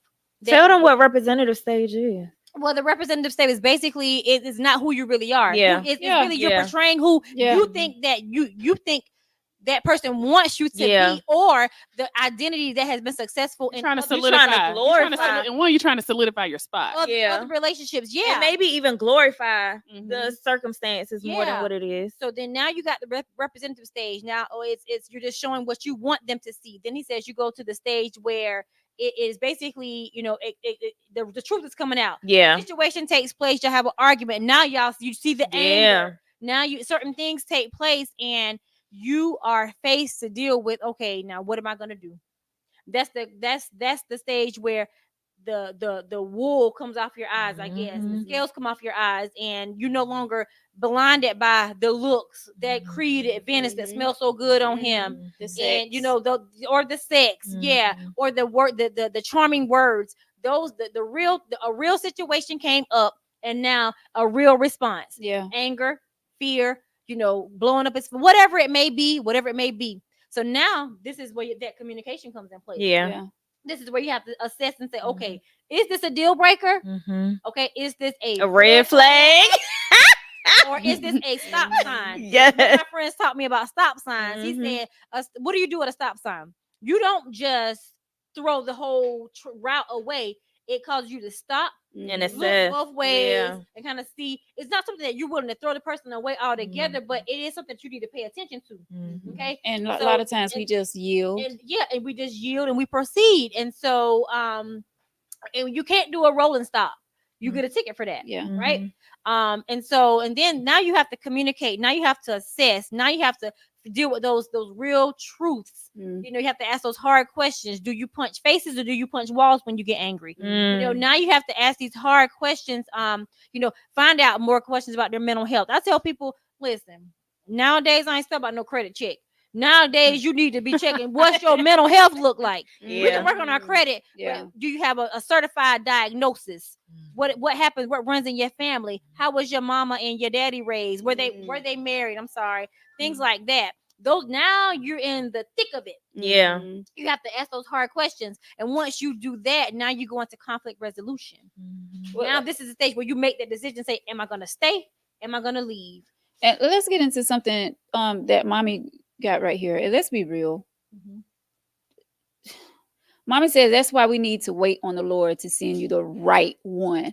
Mhm. How many is really doing that? How do you know? Many, A how lot of many people- it really, like, how many How do are you know? really waiting for the Lord to send them the right one? A lot of people are waiting on the Lord. A lot of people are not waiting on the Lord. Just there's two sides to every Yeah. coin. A lot of people are waiting on the Lord, and waiting on the Lord look for me could look different for you. Yeah.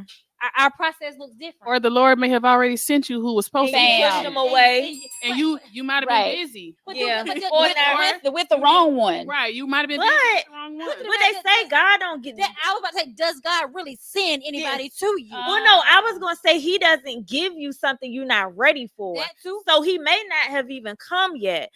All these are practice. And so you said, how do you know? I think it's because you have a relationship with God. Yeah. And so I saw a video where a young lady said that she was dating this guy and they were really, things were getting good. And she told him, don't call me for a week. I need to fast on this. And she fasted about the relationship and the person that he was.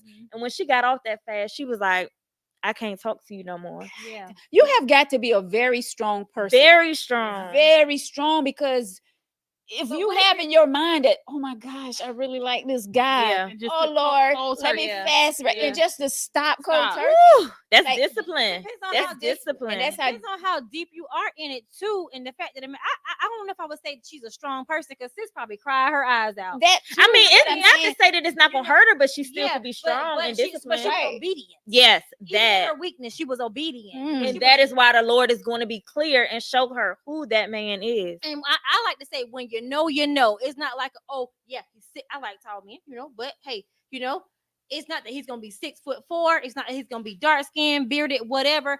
You're looking from an outside person. Really, you need to be looking deeper than that. Mhm. You need to be looking in the now. Yeah. You need to be looking in the future, short term, long term, and it is a process. You say, how do you? I've been married before. Okay, I've been married before.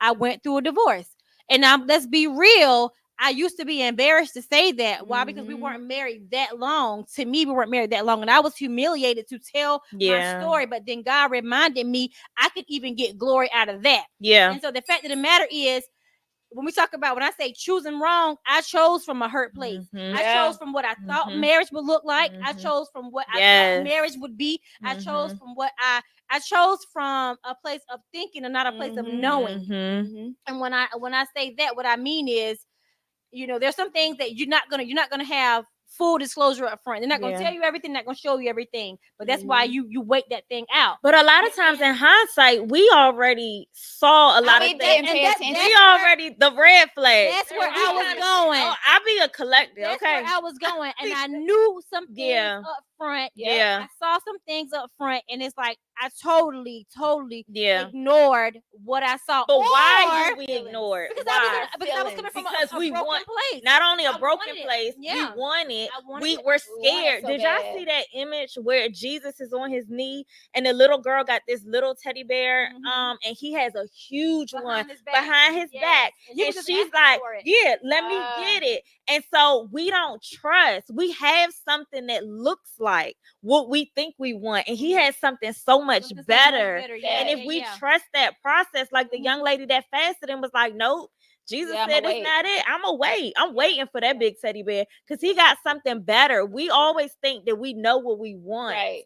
And then it's like, it falls through and God be like, see, I had you. I had all you. this I had time. you. All this time, All if you this just would have went through the time. program, like, I had you. Right. We What just have to about be when the patient. blessing doesn't look like what you thought it would look like? Yeah. What about that? What if it's not wrapped in what you thought it would look like? And I can say that 'cause once again went through the divorce That's a good one. and humiliated, public humiliation, private humiliation. There's a lot of things that's tied to it. I Mhm. don't have time nor space to go through Yeah. all of that. Another day. But another day, another year.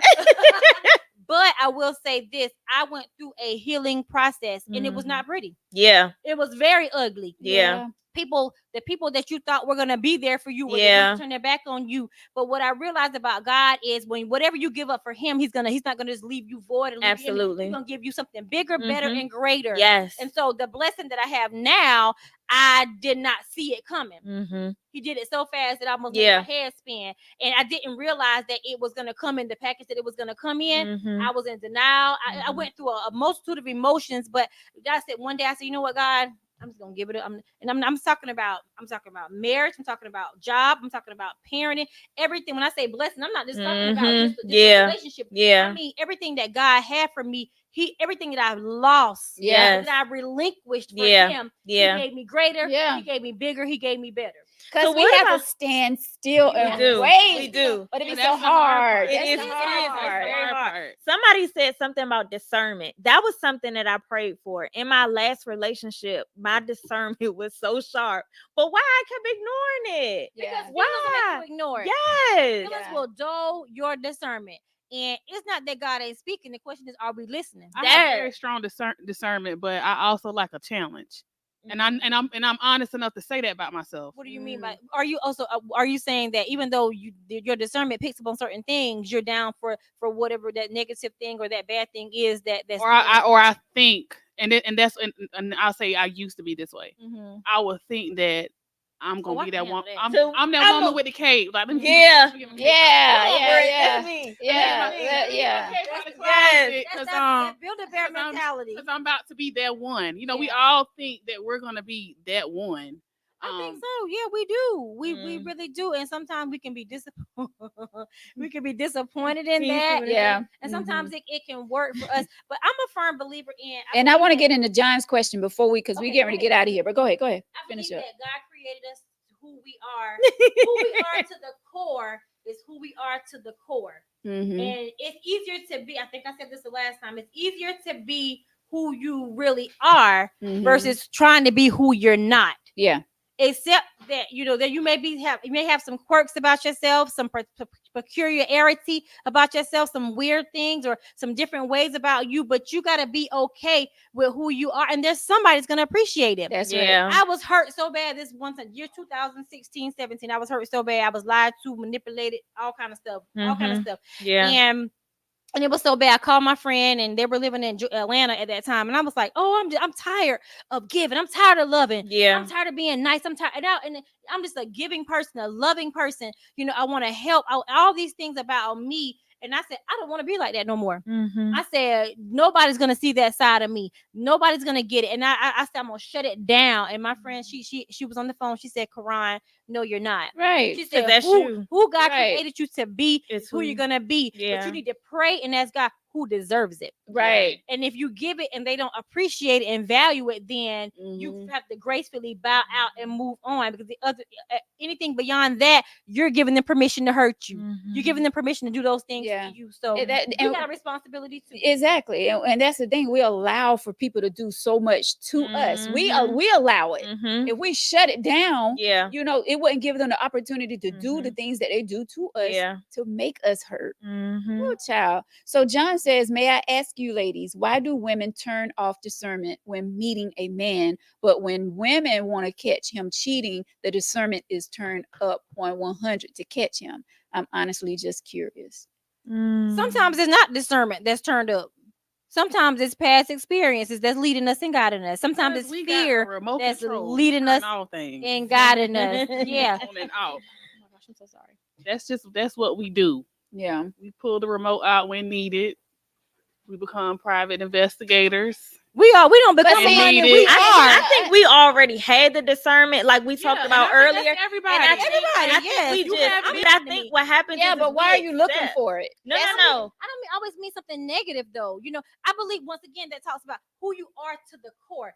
God created me to the core. I'm a natural observer. Yeah, I'm observant. Me I'm too. a watcher. Yeah, I listen more than I speak. If I go into a new atmosphere, I don't do a whole lot of talking. I'm a talker, but I have to scope out the scene, if you will. Me too. You know what I mean? And so I watch people, I observe, you know, so it's not that you're always, you know, have I looked? I've looked. Yeah, I've investigated and been hurt by. But I feel like you got to give me a reason. And I've also been wrong. That was a question I wanted to ask. I see a lot of people saying, "Have you gone through your man's phone?" Flip it, men. Have you gone through your woman's phone? Men do it too. They do. A lot of these women are. Here's my issue: you're in a marriage and you're in a committed relation. You think it's a committed relationship. Why are you afraid to go through his phone? I just, you know what I'm saying? I've been there, done that. I don't. At my age, were you looking for something? Otherwise, why go through it? Right. But I got access to my husband's phone, but as far as going through it, I don't want to. I'm at the age. But if you don't give me a reason to, then I'm not. But you know what? Even now, at my age, you give me a reason, I'm still not. And I say that because rest in peace to my mom. My I call her my mom, Reverend Pierre. She told me a long time ago, stop going through that man's phone. You're going to find something that you don't want to see. You're going to hurt your own feelings. You're going to hurt your own feelings. Stop. Like, I'm at the age now, if I got to go through your phone, if we got a problem, because now we're talking about, I don't trust you. The problem existed before you went through the phone. Right. And oftentimes what drives your behavior and going through the phone is something that happened prior to that. And it stems down to trust. Yeah. And, you know, I reference a lot of Bishop Noel Jones said this. He said, you only want to control that in which you don't trust. Look at your life and ask yourself, what am I trying to control? Then you don't trust that. It could be a man, it could be your job, it could whatever. That very thing that you're trying to control is something that is dealing with a trust issue. Yeah. But I'm just saying, I guess that kind of answers John's question. I think what everybody kind of missed about John's question, and I kind of see where he was going, because he asked, why do we have so much discernment in the beginning? Have no discernment in the beginning, but then all the discernment in the world kicks in when we want to go through phones and slide by houses and this, that, and the third. I guess he's really asking us because we live in ignorant bliss in the beginning. Why don't we? Why does it change? Guess what discernment is for? Discernment is not for the obvious. I don't need discernment to ride by his house. I know his address in the natural realm. I don't need discernment to ride by his house. I don't need discernment to go through his phone. I don't need discernment for that. Discernment is for God to reveal the thing that you don't know that someone's trying to hide. Yeah, it's going to be revealed. Yeah, if we just that intuition. If you just wait, it's going to be revealed. And people normally get to that point when there's something that something's not sitting right.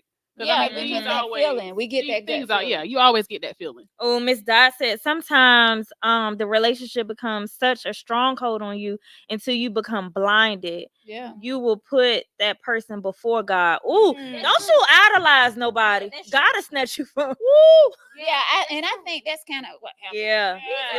Yeah. Like, me too. You know what I'm saying? Well, yeah.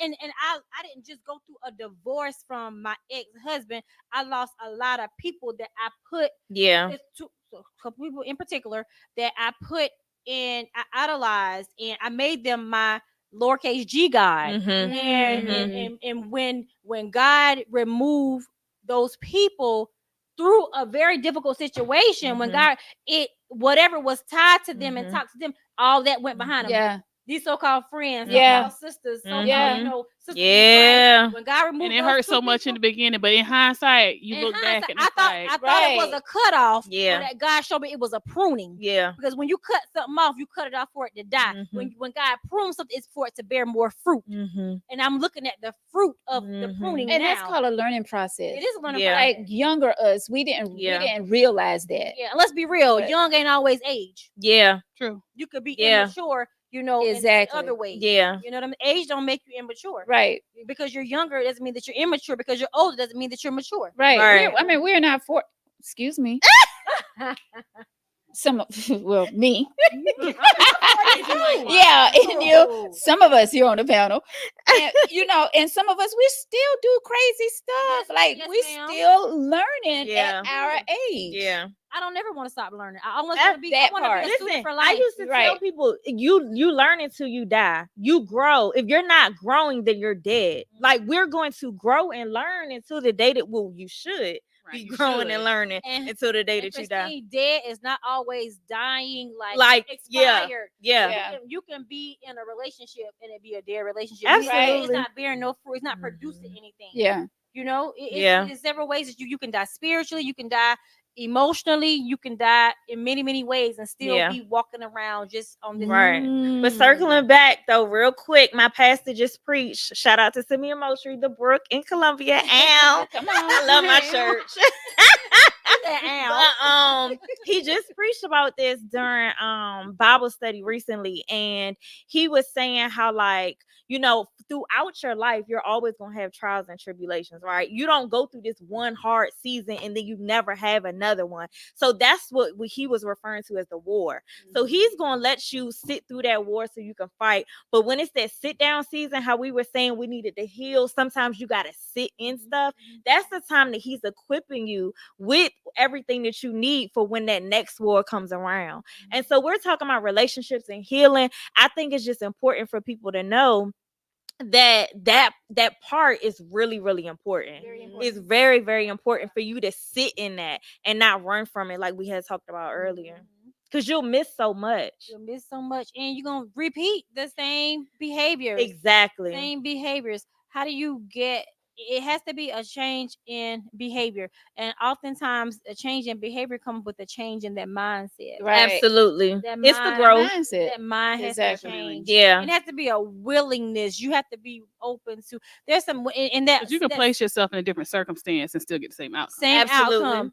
You talked about that season of sitting. Yeah. I had to go through that season of sitting, and God, it's, I don't know if y'all got siblings or not. Have y'all ever went and your siblings did something to you? I know you do. Your siblings did something to you, and you run and tell your mama or your daddy, "Oh, my so and so did this to me," and then your parents said, "But what did you do?" Or everybody get their butt cut. Yeah. Everybody getting their behind cut. Yeah. And so here's the thing with God: we can run to God every day, all day, snot bubbling, crying, Yeah. everything, and say, "God, look at what He did to me. Look at what she did to me." Yep. But God's gonna always turn the thing back to you and say, And that's why but I got to deal with you." yeah. Even if He has to, I say, God will either whip your tail on the front end or He'll whip it on the back. On the Right. back end, But yeah. He's still gonna. Sometimes He has to love you. He has to love you through that thing before He corrects you and get you to a place where you open to receive from Him. I had to sit in it. God Yeah. had to correct me. God had to love on me. God had to really just hold me in that season of sitting, and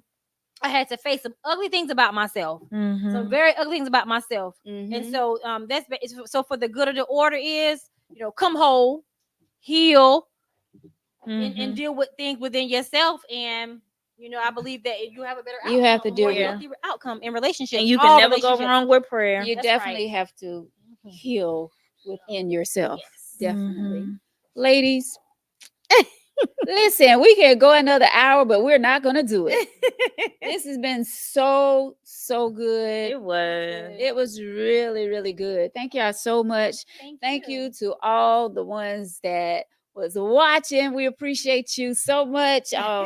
We had a lot of people on tonight, a lot of people chiming in. We didn't get to a lot of comments that's been coming through. So, ladies, if you don't mind, go back Definitely. to the Tangy Tea page and review these comments.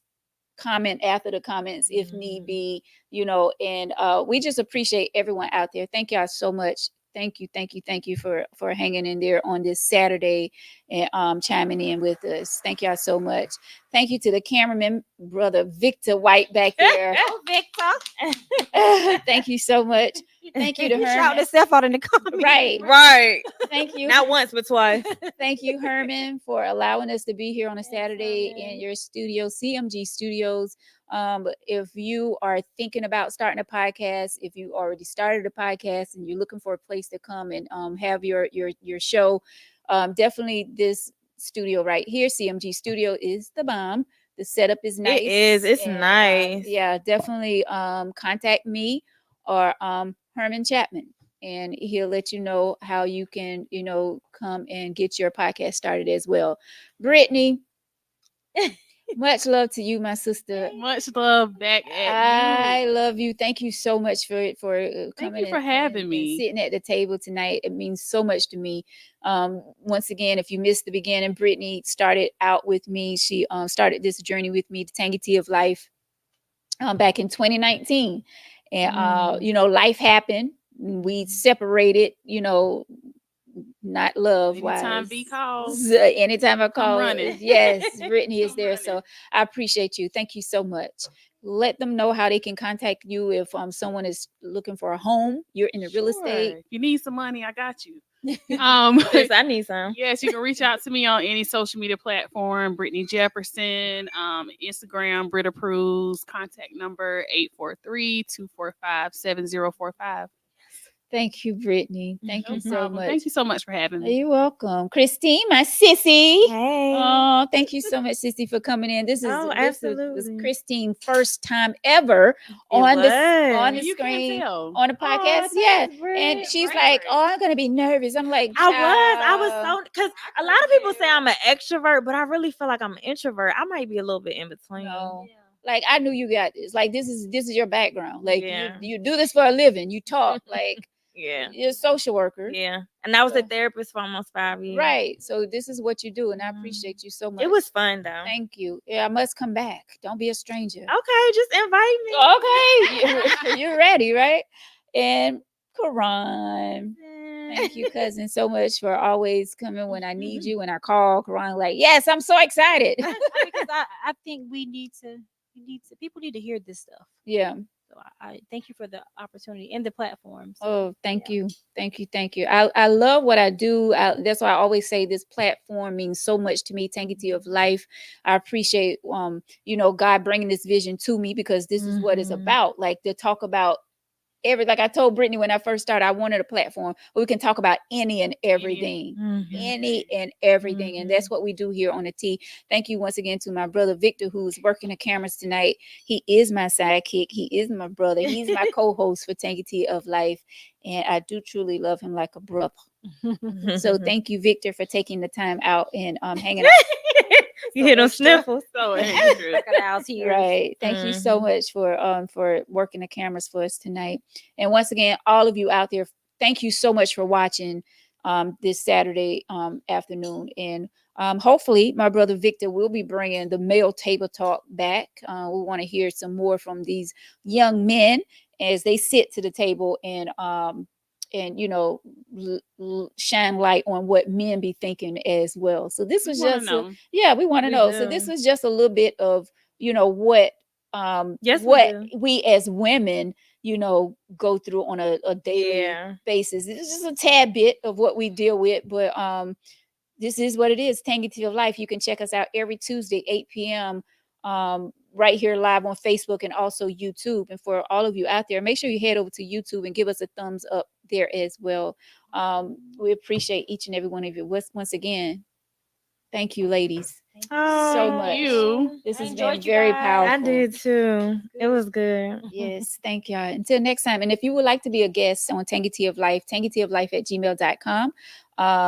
Or you can hit me up on social media, Facebook, and share your letters, topic suggestions right there. I'm the only one that get the email. So please feel free. tangyteaoflife@gmail.com. Until next time, thank y'all so much. We appreciate y'all. Great show, ladies. And we're out. Thank you.